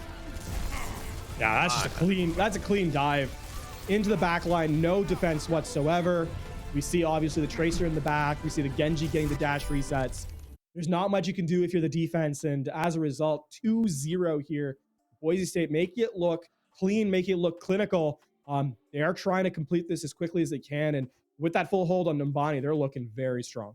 They're currently speed running Starleague right now, LaFon, and that isn't what you want to see if you're on UC Davis. Keep in mind, this team won. Oh man, I think having the highlight being a Torb trying to put a turret on a tree tells you really all you need to know about this map specifically. I like the slow-mo. I like the slow-mo for the success, though. That was nice. Shout out to the replay ops on that one. That is fantastic. A tough map, though, if you're UC Davis. And you know what? I mean, in this particular instance, I've been in this position before where, your team, it's tough map, right? Things just didn't go your way. The answer to this game, or the answer to this map, really has to be, don't worry about it, go next, right? Map number 2 didn't happen.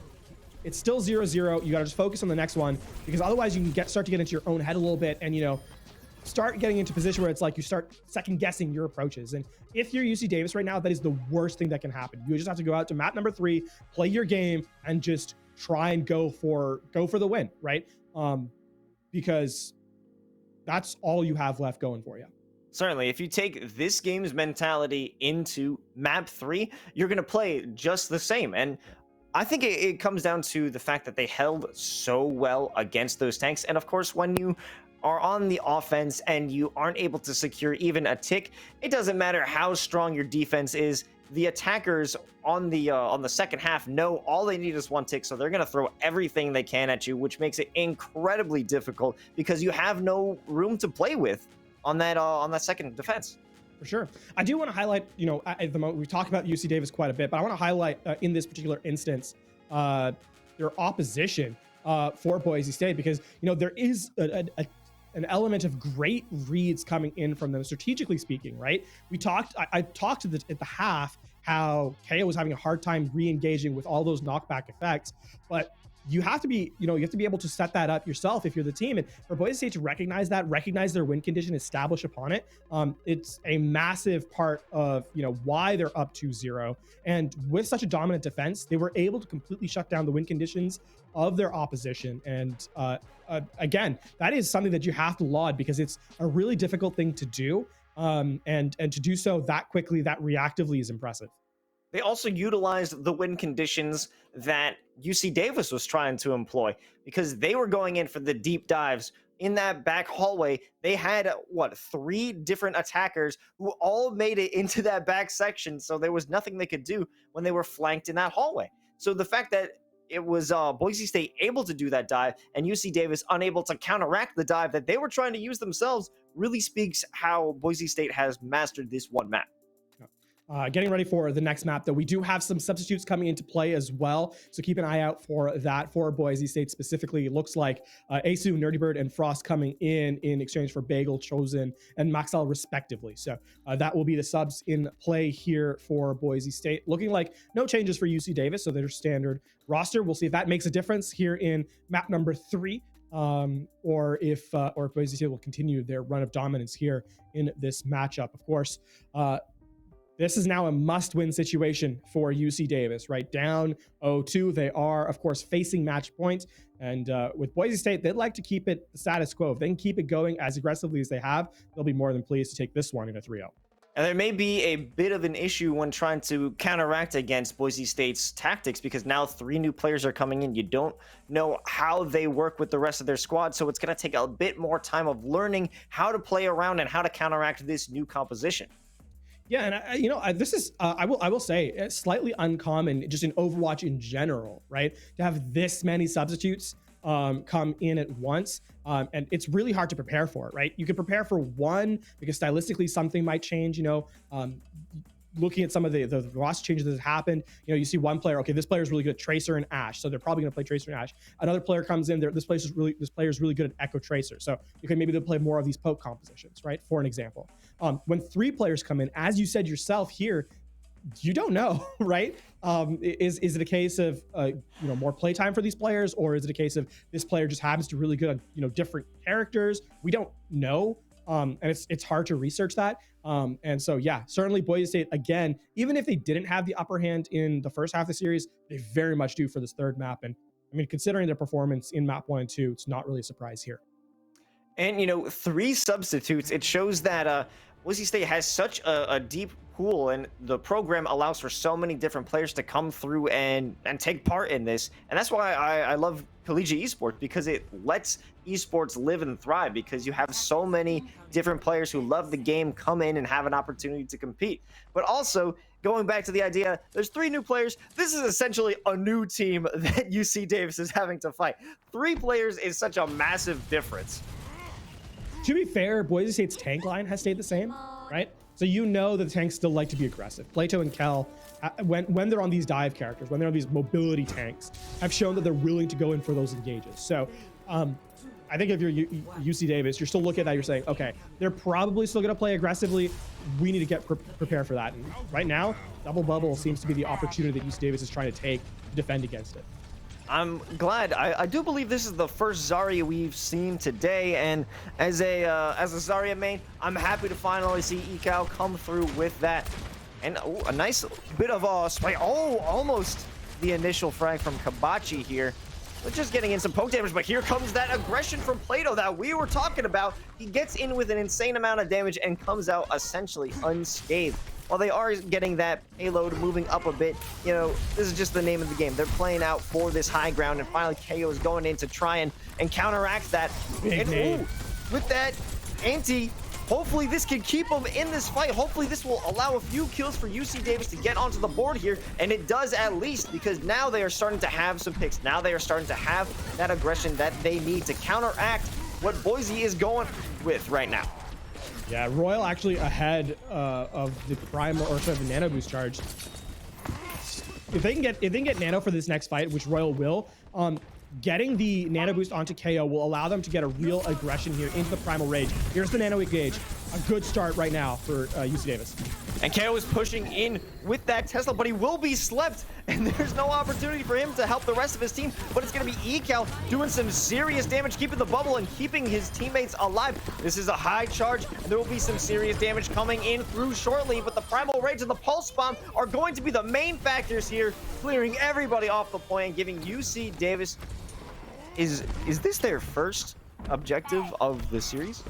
I mean, it certainly seems that way. Looking into this next fight though, right? This is where UC Davis has to kind of continue this momentum shift. They're gonna have the Graviton Surge. I would expect them to actually use the Graviton Surge to deny this Nano Blade that's coming in from Gob and Nervybird, right? This is probably what you need to use it for ideally, because that could be Boise State's returning to this map. And there comes the Graviton Surge. It keeps him in the plane and allows KO to get some damage on him, but Kel will return back and return fire and work to keep those players off of him. Here comes Gob with the Nano Blade as well, or just the blade, as well as that Primal Surge. Rage. It keeps him off that point. But however, they were holding on and trying to get some contesting while Boise was so invested in pushing them all the way back, they forgot to keep an eye on the objective, and they did get a little bit of inching toward that second objective, but not enough to make a real game-changing difference. Honestly, not a terrible trade for UC Davis. They trade 2 ultimates, the Graviton Surge and the Rally, for point progress, and 5 ultimates from Boise State. So it's a pretty decent trade. Now you're gonna have the Primal Rage coming online, you're gonna have the Nano Boost, and you're gonna have the Bob, which is all committed aggressively here from UC Davis. Ooh, and a good flank over on to Plato, but he does manage to get away with their life. I think working around with KO to try and get different angles is gonna be huge, but he's hit with the anti. He does manage to get out and launch Ana right in to that back line, and now he's gonna follow it up and get Plato, and he's going out for more blood, and he's gonna pick up a 3rd kill with that singular ultimate. That is going to be huge. They did commit everything they had while Frosty is on their way to picking up a Pulse Bomb. It was definitely worth it to secure this 2nd point. They're not going to end the fight just yet here. They're going to try and force the staggers in. Boise State doing their best to stay alive, but UC Davis, as you said, on that end to recapture that point, very, very strong. Plato with a switch is the Wrecking Ball. They're just going to go right back into this fight. Oh yeah, with that insane speed and aggression, Frost, though, does manage to get that initial pick with the Pulse Bomb, and now they're pushing them way far back. The bubbles aren't enough to keep them safe. They're having to run back into the spawn, and this was a great bounce back from that original back pedal. Stop?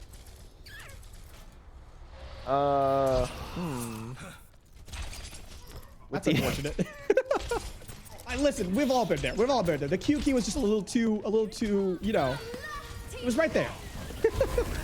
A fat finger or a big ego. We don't know what it is yet, but we're going into the next fight. Here comes the Graviton Surge. It's keeping them all in place, but no damage is really secured because the charge on Ecal is just too low to get those kills. But they are managing to try and take him out. It will be KO and Kabachi working as hard as they can to keep him off of their back line, and they're pushing up ever closer to that next objective, and they're still working. But take a look at Frost in the back line trying to keep them occupied so they don't have all their forces looking toward the front. I mean, here's a little interesting aside. Frost and Frosty are dueling each other here in the Tracer v Tracer. The difference being 2 eyes, but coming in now is that re-engage yet again from Frost in the backline. Well, didn't last for too long as there was such a heavy amount of pressure coming in from UC Davis on that one, and now finally Plato will work as hard as they can to prevent this final push with the minefield, and actually spinning into action removes Frosty from that battle, and this constant tug of war is really making this map an interesting one. That Wrecking Ball hopefully will be able to stall for the rest of his team to get back, and still in this corner, Gob was able to survive for way longer than they should have been able to. Yeah. The big problem here is this fight is actually really bad for UC Davis because it's A, wasting time, and B, the respawns are so close here now for the defense that this needs to be more consistent, more coordinated. They are going to get the Graviton Surge on the Wrecking Ball, but no elimination yet. a good attempt in trying to push them back, but that sleep dart will just negate any effect that KO was looking to have, and trying to escape will result in their death. And like you were saying, they don't have the respawn benefit, so they have to run back. The longer the fight continues, the worse it gets in terms of UC Davis's chance of winning it. Now it's going to be a full reset for UC Davis, down to the last minute half of this map. Boise State has a really clear win condition here with the Nano Blade coming into play. Gob has that online. They're going to go early in a interesting fight, but it works out because Gob uses this ultimate effectively along with the Nano Blade. He picks up 1 and 2, but he will not be able to secure the third. He's trying as hard as he can. He almost goes down to the last bit of health, but he's still getting back into this fight. He's not done yet. Frost is along with him, and Kel joins in the fun too, and they push them way back and come out with those 5 frags to bring it down to a minute. This is going to be very difficult for UC Davis. Yeah, KO making another switch, going back to the Winston here. And I mean, now UC Davis is in last fight territory. They're going to have the Nano engage for the Winston. They're going to be able to use the Bob to contest the cart. The question is now, can they dodge the Pulse Bomb? Can they dodge the Self-Destruct? These are 2 very big win conditions here.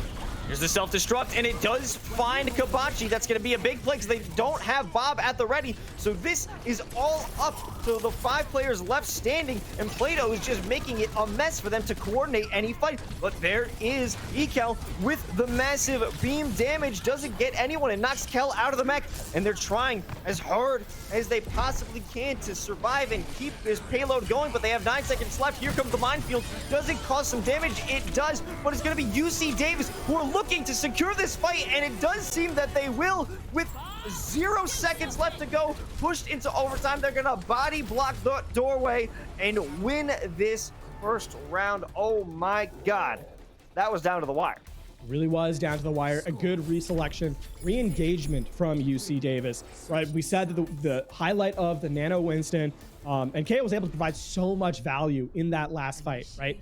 Chasing down the Genji, then getting into the Graviton Surge that Ecal had providing the damage there, and then obviously body block anyone trying to get out of spawn. So UC Davis, there's the moments that we saw from them, you know, on map 1 and 2, the sort of the impetus for their play style, right? We said that Boise State had responded really well to that aggression, and when now that UC Davis has found a way around those crowd control situations, they've proven to be a very competitive, a very consistent and competitive run here through this map. So we'll see if they're able to hold it on defense, but UC Davis have come alive here in map number 3.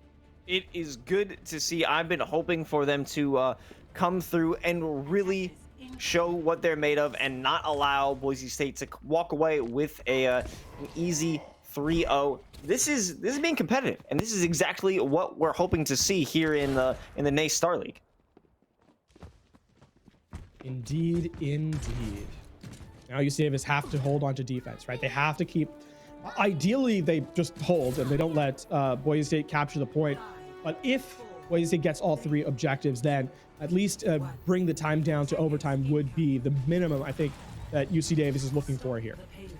I think another big thing that they have to work on is ensuring that Plato does not get the stalling and chaos creating effect that he's looking for on Wrecking Ball. If they could get a nice stun, a nice sleep, and remove them from the equation, it would be perfect. That certainly would be a key to success if they want to continue and hold this point.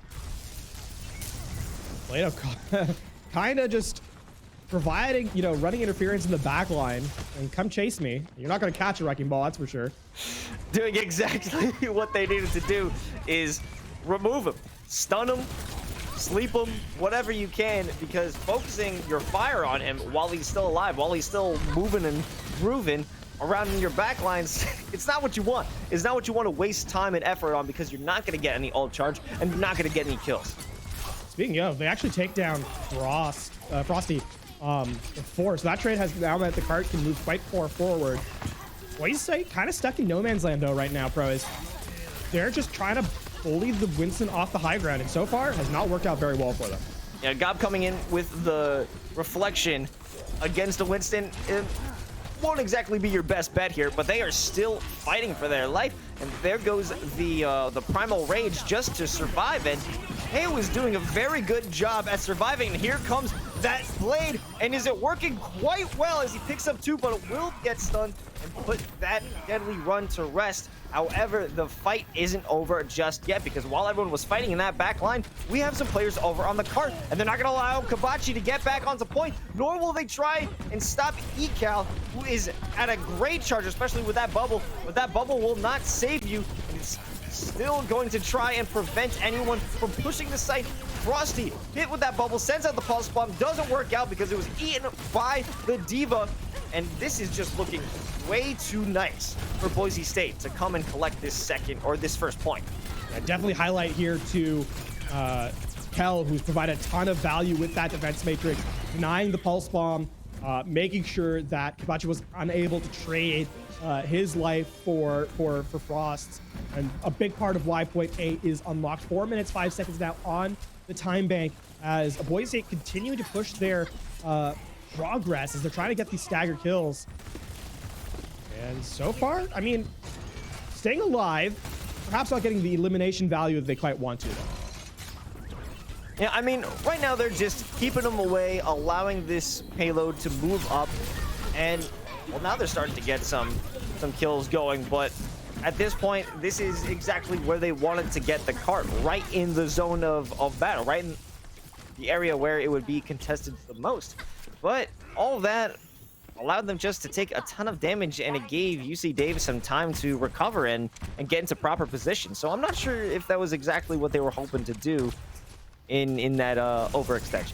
Actually, I think that trade for Gob for Royal is actually a big one. This should be Boise State hitting the go button. A main healer for a DPS is not a bad trade, especially with a Brig and no rally available. So UC Davis have to be on the back foot and have to be a little bit careful here. This could be a deadly pulse bomb. With that shield be broken, it's going to stick to somebody, but it won't get a kill. KO, his health will be halved, and he's going to have to back up for just a few moments, which gives them time to continue this fight and get the advantage. There's Play-Doh coming with the slam to try and block off that Brig. It doesn't work out, unfortunately, no.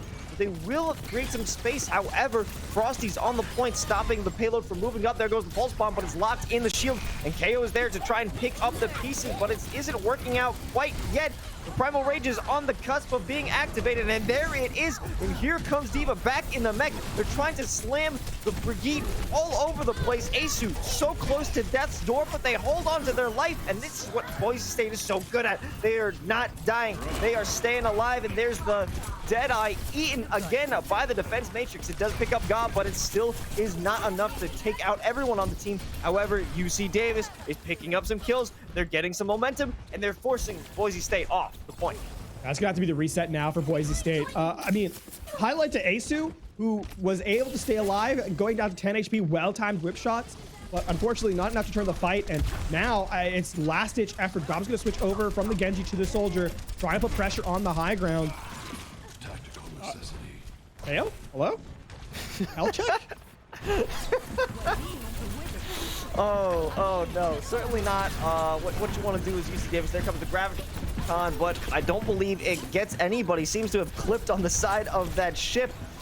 But even though the ultimates aren't being used as well as they would like to be, Boise State's still having a hard time trying to gain control as Play-Doh, that could be a very deadly maneuver, sending the mines inside there. Does pick up Frosty, but they will almost trade with their life. The Deadeye forcing them to stay inside, but the defense matrix will prevent anyone from being killed on that one. And Frost finally looking to get up. Here's the pulse bomb. It goes out again, doesn't pick up anyone. These pulse bombs are really struggling to make a serious connection here, but Nerdy Bird picks up the kill over onto KO, so they are slowly but surely struggling. And there goes the Diva Bomb onto the site, but the perfect block of the shield from main support stops that cap from being accomplished. However, it is inevitable. UC Davis, they struggle and they fight. They've actually taken a ton of time off the clock. And now Boise State are actually looking at a 2-minute time bank to complete the map.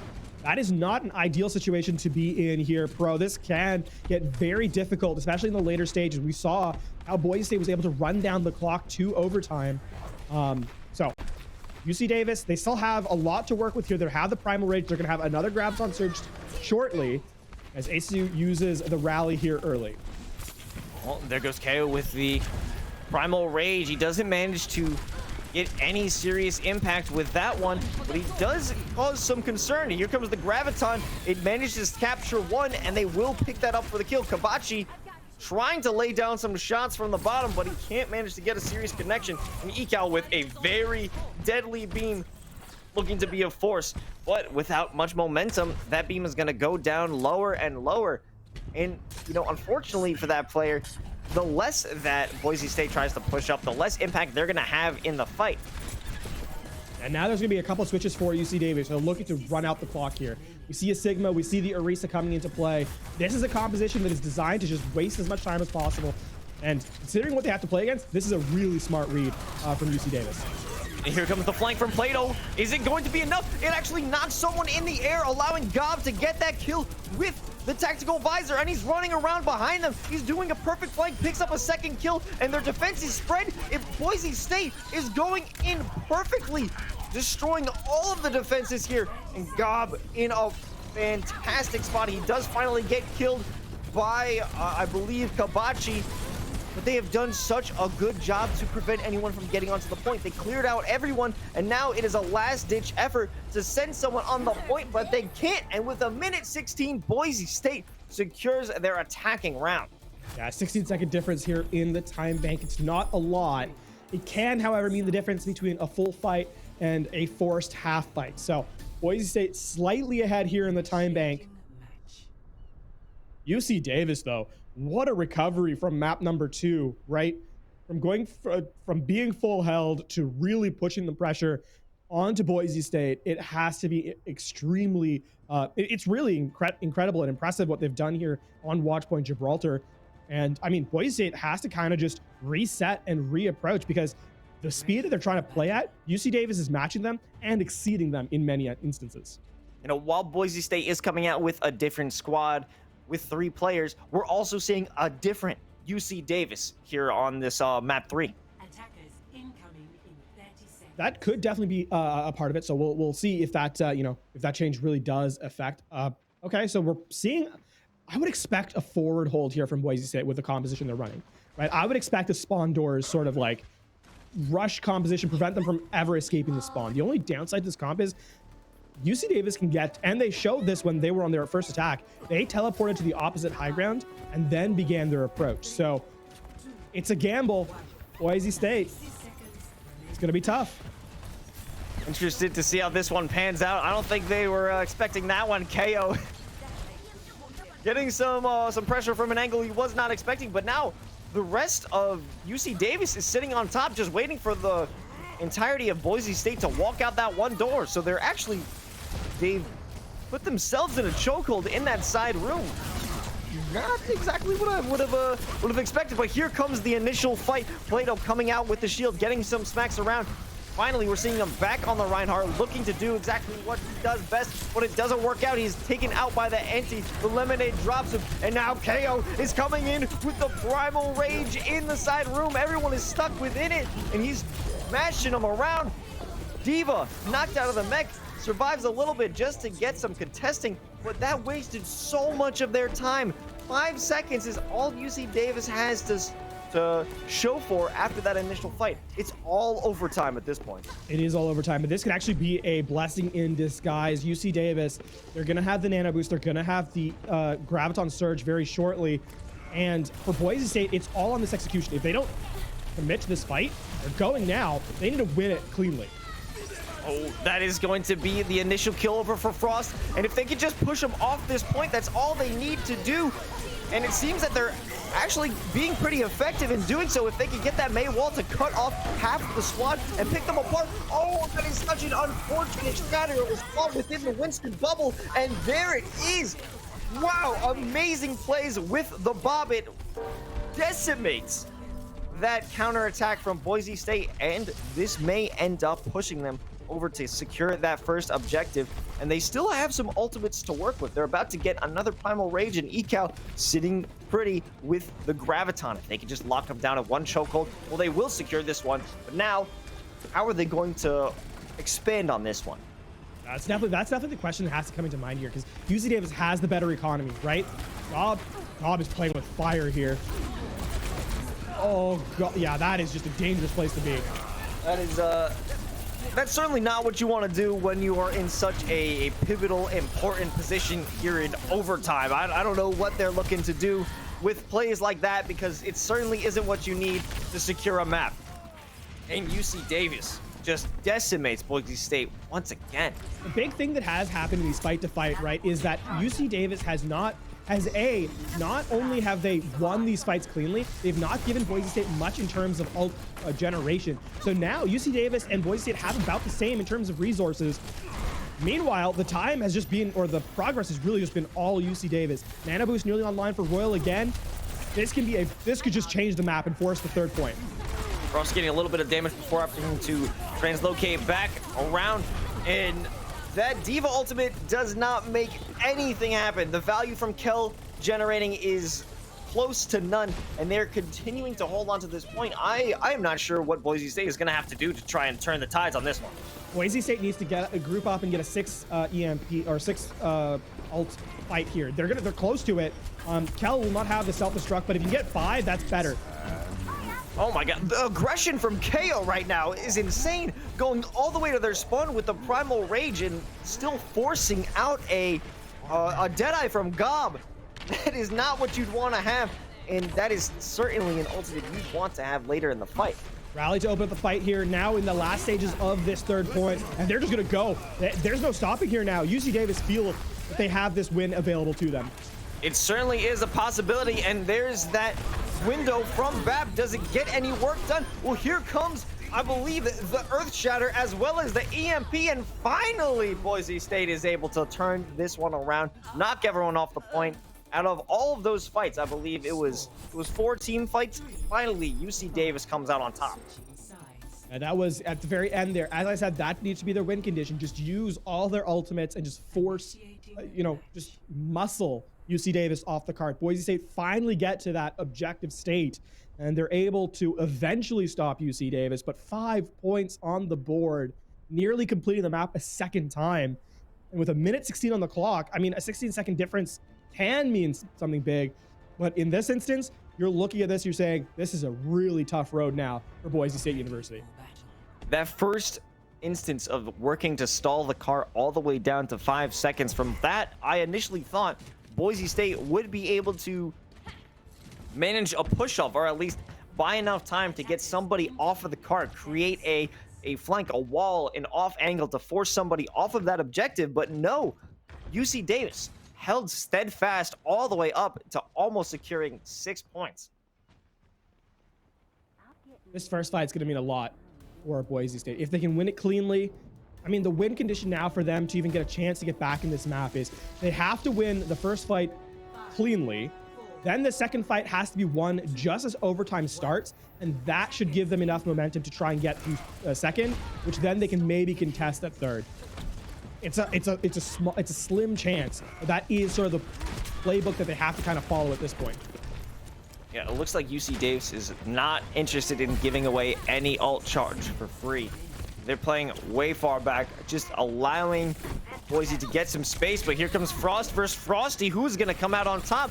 Frosty doing a serious amount of damage, and Frosty relying back for their teammates' help to keep alive, because one pick on the defense could mean everything.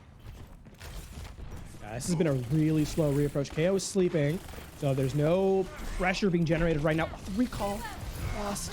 I need that. Finding ourselves again a battle for that top chokehold, and Kel in the middle of a crossfire goes around the corner, will get stunned and immediately sent out of that mech. This is going to be a tough battle. KO holding strong, sending some serious damage from that Tesla cannon and almost onto a Primal Rage. If they can get that extra percentage before a heal comes in, there it is, looking to cause some damage in the back line, and there's nobody else to stop him. He does get the Ana. He may as well get a Nanoed Ash too. Could potentially be an environmental, but even if it isn't, there's still so much time being built for the rest of the team to come out on top, and this will be UC Davis taking their first map of the series. Excellent hold there at the end. A real control of the map, especially the high ground there from UC Davis, and the back line unaffected on UC Davis's side. The Brigitte coming in clean, shutting down Frosty. You can see coming in with the highlight as well. And this is that fight where that Earthshadow was blocked, just continuing to swing into the entirety of the team. I mean, it's a Brig play of the game. It's tough to really hype that one up. But at the end of the day, no, it was some stellar play across the board from UC Davis. A different team from map number 2 in entirety. Not only were they selecting proper targets, but they were going in together as a team, and just across the board, really, really smart reads from UC Davis to give themselves a map here in this series. Yeah, this is what we were waiting for. We were waiting for the real aggression, the real tactical aggression from UC Davis, and they were not allowing Boise State to bully them any longer, which is something I'd like to see, because I wanted this to go to game 4. I wanted this to go to map 5, and we're getting that. Gob in the backline here, though, when they were making their way to secure their own offensive points, that being Boise State, this was a perfect angle for them. We get to see, of course, the Winston in the close quarters. They're never getting out of that one alive. And I mean, Boise State had the right idea, right? Try and drain out the clock. Unfortunately, you need to win the fight on a knife's edge. A lot of these fights go, and moments, if the fight had ended moments before, perhaps there would have been an ult difference. But at the end of the day, Boise State just unable to confirm the fights, and UC Davis, they run off the back of that and take the victory here in map number 3. We are not done with this series. Map number 4 is coming up next, but before we get to that, we do have to go to a quick break. Don't go anywhere. This series has so much left to offer. We'll be right back.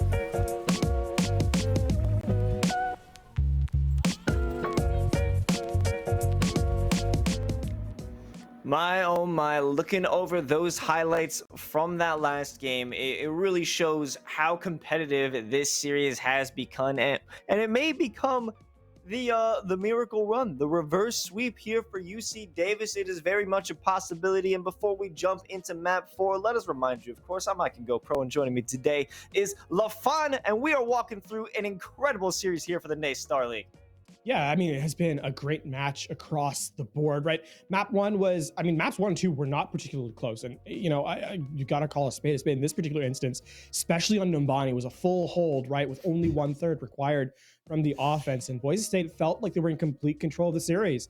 Map number 3 comes around and, you know, UC Davis, they pick up the pace significantly and really took the game to Boise State, in my opinion. And it felt like a different team. It really, really did. And you know, now we sit here at 2-1 in terms of the scoreboard, and you're looking at that. You're saying after map number 3, it feels like UC Davis is really here to play. Maybe it took them a couple maps to warm up, but you know, now Boise State has to go back to the drawing board and reassess what they're really trying to do here in map number 4. Yes, Temple of Anubis. Can this be a continuation of UC Davis forcing their way back into this game, riding that momentum, the real strength that they brought from Watchpoint Gibraltar? Only time will tell, as Boise State going in for the sniper. I'm liking Gob over here, looking to have a hard defense here. Or actually, they're on the offense. Yeah, there have been some subs again. Maxall, A Large Bagel, and Chosen are back in play for this map. They were subbed out for map number 3, so back to the starting roster here for Boise State. Perhaps not Sal, they didn't necessarily want to play on map number 3. However, that being said, they're playing a very strange composition here. I think Gob's going to switch. It's going to be the Reaper. It's going to be the Doomfist, actually. So this is a curious look. It's going to be tough for Gob to get a ton of value here, I think. As A Large Bag was there for the aggressive play. Lucio as the entry killer on that one. Very interesting, but it does give them a chance to set up. A Gob taking some serious damage, almost cut all the momentum out of that initial attack, and they're taking the high ground. A common theme, like I've said. Let's see if it works in their favor. Gob is sending out a bunch of fake outs with his rollouts. They don't exactly work, but Maxell jumping down and trying to lay down some freeze over onto Ecal. He does manage to get it, and that will be the first in a series of easy kills over for Boise State. Who is even left on the point? It's Frosty, who gets knocked milliseconds after the walls dropped. He had no idea he was even coming. Yeah, Gob actually getting a ton of value from the Doomfist against a composition that doesn't really give the Doomfist a lot of margins of error, right? If you were to make one mistake, the sleep, the shield bash, the bubbles, right? All sorts of crowd control are available. So Gob working in just those small moments to find value. Boise State take point A pretty convincingly. Attempted rollout there from Gob, but let's see how they can handle getting into the second point. KO going in with the Primal Rage, doesn't get too much value out of that one. We did see Frosty with the Pulse Bomb on the flank, trying to get a cheeky cluster kill. Not sure if that one is going to be able to work out. Plato with the aggressive charge over onto site doesn't exactly find much value with that one either. And now there is a win condition established now for Boise State. They have the defensive ability in the sound barrier, but more critically, they have the Blizzard. If they can get into position on the objective and get 2 with this Blizzard, lock them down, then they should be able to just close out this point. KO playing aggressively in the Nano, though. This thing will get a little bit more difficult now, though, for Boise State University. Now they're all in the side room. KO is trying to just put the pressure on them so they don't have time to get into position. Now reversing on the other side. Here comes Maxell. Has the ability to send out the Blizzard, and it does manage to land on a few people, but only freezing one. And the rest are going to try and get away, but that block of the Diva ultimate doesn't allow anyone to be hit with Kabachi's Deadeye. Another window here from Chosen as they keep this fight going. And this has gone from bad to worse now for Boise State. No one can even touch. That's 4 minutes, 20 seconds of the clock. Wow. First, I want to say nice. Also, wow. That was a quite easy take from Boise. That is not what you want to see if you're UC Davis. It's reminiscent of what we saw over on Numani, where they couldn't have any serious defense. It almost went as quickly as their defense on that point. I think critically, actually, something that was really interesting about that last fight specifically, Pro, is that Boise State were down a player, right? Gob had been taken out at the start of that fight, and UC Davis did, in my opinion, at the very start of the fight, everything correct. We saw the nano boost applied to KO, right? Playing on the flank, funneling everyone through dark, jumping back to the objective, staying alive, but Boise State recognizing a small window of opportunity, the wall comes up, the blizzard goes down, and even though there's no kills from the blizzard specifically, it zones everyone out enough that they're able to get the Deadeye, self-destruct, and it just goes from bad to worse for UC Davis at that point, and Boise State close out their attacking round. Now here on the defense, it's going to be the double shield, but you're going to have the Pharah. A lot of range spam now. It's going to be very difficult for Kabachi on the Cowboy to kind of get any value here, especially with the Mercy Pocket. Yeah, I'm wondering how they're going to try and counteract that one. We are seeing some tanks change up, but I think once they get a first interaction with who they're dealing with, we might see the composition adjust. Kabachi swapping over to the Ash. And, well, come on, guys, pick one. Kabachi on the Tracer and Frosty opting for the Echo. I'm wondering if that will be exactly what they need to try and take down Boise State's composition and break through their defense. And normally the Echo dueling Pharah is actually somewhat biased towards the Echo, but without out of pocket, this becomes a lot harder for Frosty, and Maxwell should now have free reign in the air. Ekal really the only player to kind of contest this Pharah. Maxwell flying high above does have the angle to potentially force them into a horrible position, and if they can get into an ultimate and shoot down from this window, they're going to be uncontested, getting some serious damage. Finally, Frosty realizes, and so does KO, trying to push them back, but they're stuck. They need to break through, and they just can't seem to do it. While they will get stuck, here comes the Nano, but KO, he doesn't have anything to really take advantage of that. But you know what? He has the Tesla cannon. He's going to keep on pushing and does manage to get quite a few kills, but Maxwell in the back with the barrage cuts down that aggression. It's gonna be a hold here. The question really is how much more damage to the defense can be done on the staggered kills, because you're not going to win this fight, but can you prevent Boise State from getting back in time? And it looks like the answer to that is no. I'm going to be switching over to Doomfist now. Man, Maxwell doing so much work, right? We saw the a 1 minute nano, not a surprise. A 1 minute barrage, now that's a big difference maker. And, you know, with the Pharah putting in so much spam into the backline, it becomes a lot more difficult. And I think, you know, with this Doomfist, now everyone's going to be at low HP, so this punch can become even more deadly. It's Maxwell getting those off angles that they need to split the pressure, and being uncontested with those specific angles allows them to get free reign and easily build up into that barrage. And I wouldn't be surprised if Maxwell finds another one soon, because there it is again. Finally, they have learned to check that angle. It's going to be Royal sleeping them and taking that damage out of the fight, which allows them to push up through as the tanks go down. The Immo, the Supercharger, all are falling, and KO is following it up with that Primal Rage, forcing them all to flee. And you can see that launch back away from the point. Maxwell does play for their life, but they will lose at least 2 ticks in this initial battle. High ground, they're going for a recontest. It's still here. They're going to be able to do it. They're still fighting for it, but no, there is a large bagel just flying around going for that contest, but it's not going to matter in the grand scheme. They are getting some stalls, some... Wait a minute, God, definitely got a kill he should not have gotten in that moment. And somehow Boise State is still holding on to this point. They're contesting so well. You're going to lose the objective here. They're going to lose the objective here, but it's more a case of how much can they take away from the offensive playbook, right? Like how much can they drain from the resource bank? And the answer is basically everything except the nano boost.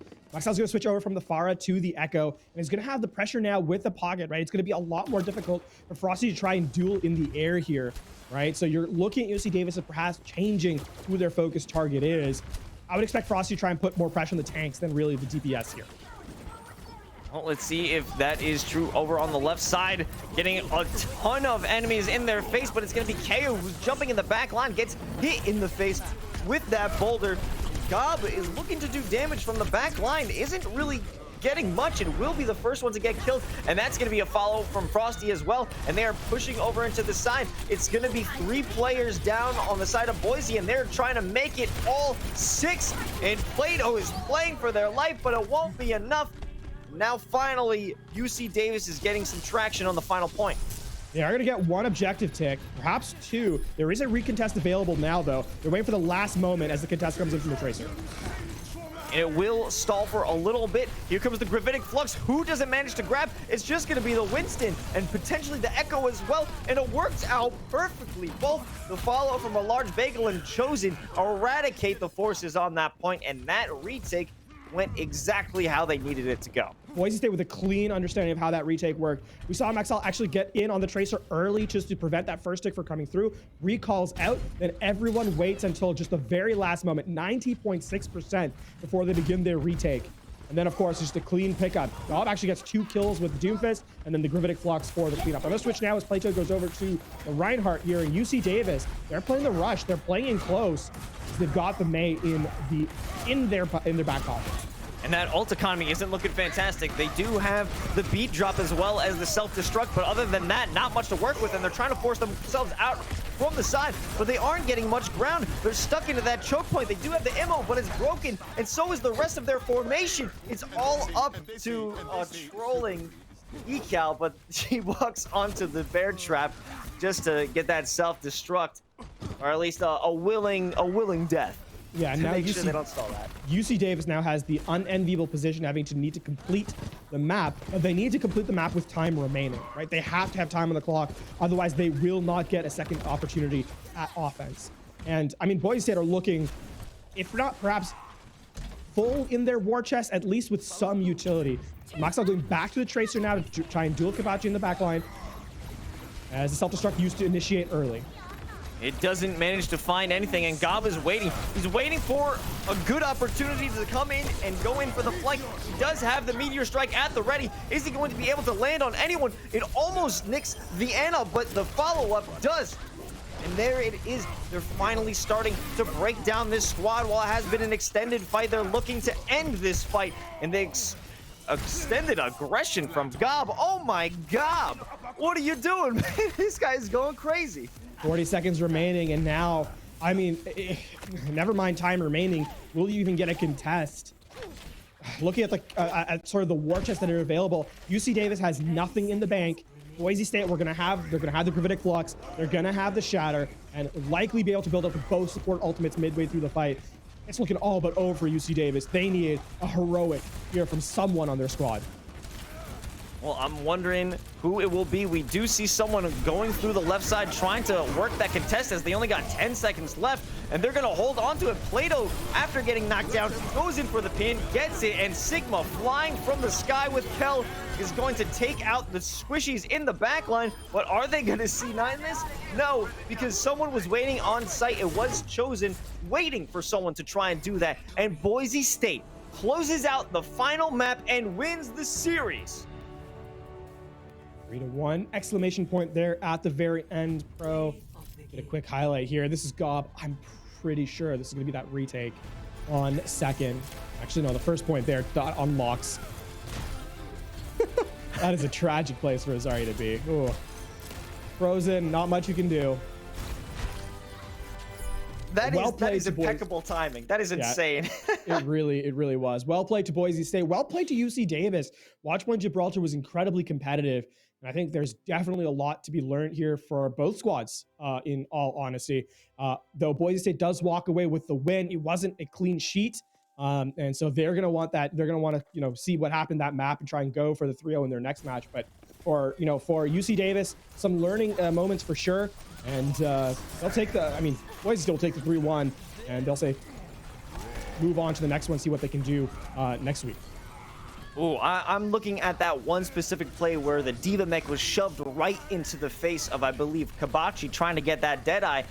I'm not sure if it blocks the bullets or if it was Reinhardt behind him, ensuring that those bullets didn't get through. But either way, it was such a tough position to be put in when you're trying to defend. And that retake from spawn just wasn't played out as well as it possibly could be. Because if we go back to the strategy that Boise employed, where they waited until 90.6 for that retake. It's just two different games being played there.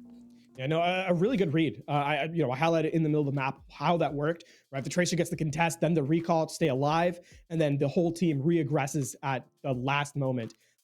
It's tough to be, it's tough to make that call, right? It's tough to stay to the call. And the fact that Boise State do it under pressure is impressive, and they win it on top of that. So clearly a well-oiled machine in terms of their practice, in terms of their strategy, and deserved win there on Temple of Anubis to give them the 3-1 victory overall in the series. And, I think a highlight for me throughout this has been that Boise State has chosen to be more consistent in their aggression, right? They've chosen to be more calculated in how they approach the game. And I think it really showed up in the scoreline and really showed up in the gameplay as well. And I think that they may have a greater bit of communication when it comes to their original lineup when they had the substitutions going on to Gibraltar. I'm sure they were fielding some different opportunities, but once they went back to their original composition, the real strength that they had, the overwhelming aggression that they had that we saw in the first two maps returned. Yeah, it's something I want to see going forward in the future if Boise continues to elect to move the subs in. And there is a strategy there, clearly. Obviously, we aren't privy to it. We haven't had a chance to kind of speak to the team. But with that being said, that's something to keep an eye out for Boise State specifically as the season continues. But at the moment, it has been, for them, that roster that came in with that aggression that we saw was more consistent. And really highlighted the utility that you can provide with the Tracer and the Doomfist as I think primary vectors for their gameplay. Absolutely. This was such an amazing matchup today, both across Rocket League and Overwatch. I think the combination of these two games in one broadcast, highlighting the different skills of different colleges over different titles, really speaks to how deep this skill pool is within the collegiate system. And we're going to head out for this broadcast. But first, let's talk about all the things that happened. We had University of Ottawa versus St. Clair come out on top in our first best of three in a Rocket League. And of course, Oakland University, I believe, coming out on top against Northern Kentucky. And then when we came over into week 2 of the Overwatch Starleague, we saw how well, I believe, Converse University really came in with that 3-0 and closing it out on a 3-2 for Boise State. It was just a fantastic set of matches all around. Yeah, a great day of esports here at NACE Starleague. Pro, it's been an absolute pleasure here to cast the games alongside you here in the Overwatch part of the broadcast, and excited to see what the upcoming weeks have for our teams as they prepare to continue their dominance in-game. And before we send this one off, obviously, we want to thank everyone who was involved. We want to thank the different teams that joined us today. Of course, our other casters who worked over for Rocket League, I believe Vincent, as well as the Danger Taco, our producer Pinecone, and as well as you, LaFon, and all the people working behind the scenes with NACE Starleague. Thank you so much, everyone, for joining us tonight, and we will catch you on the next one.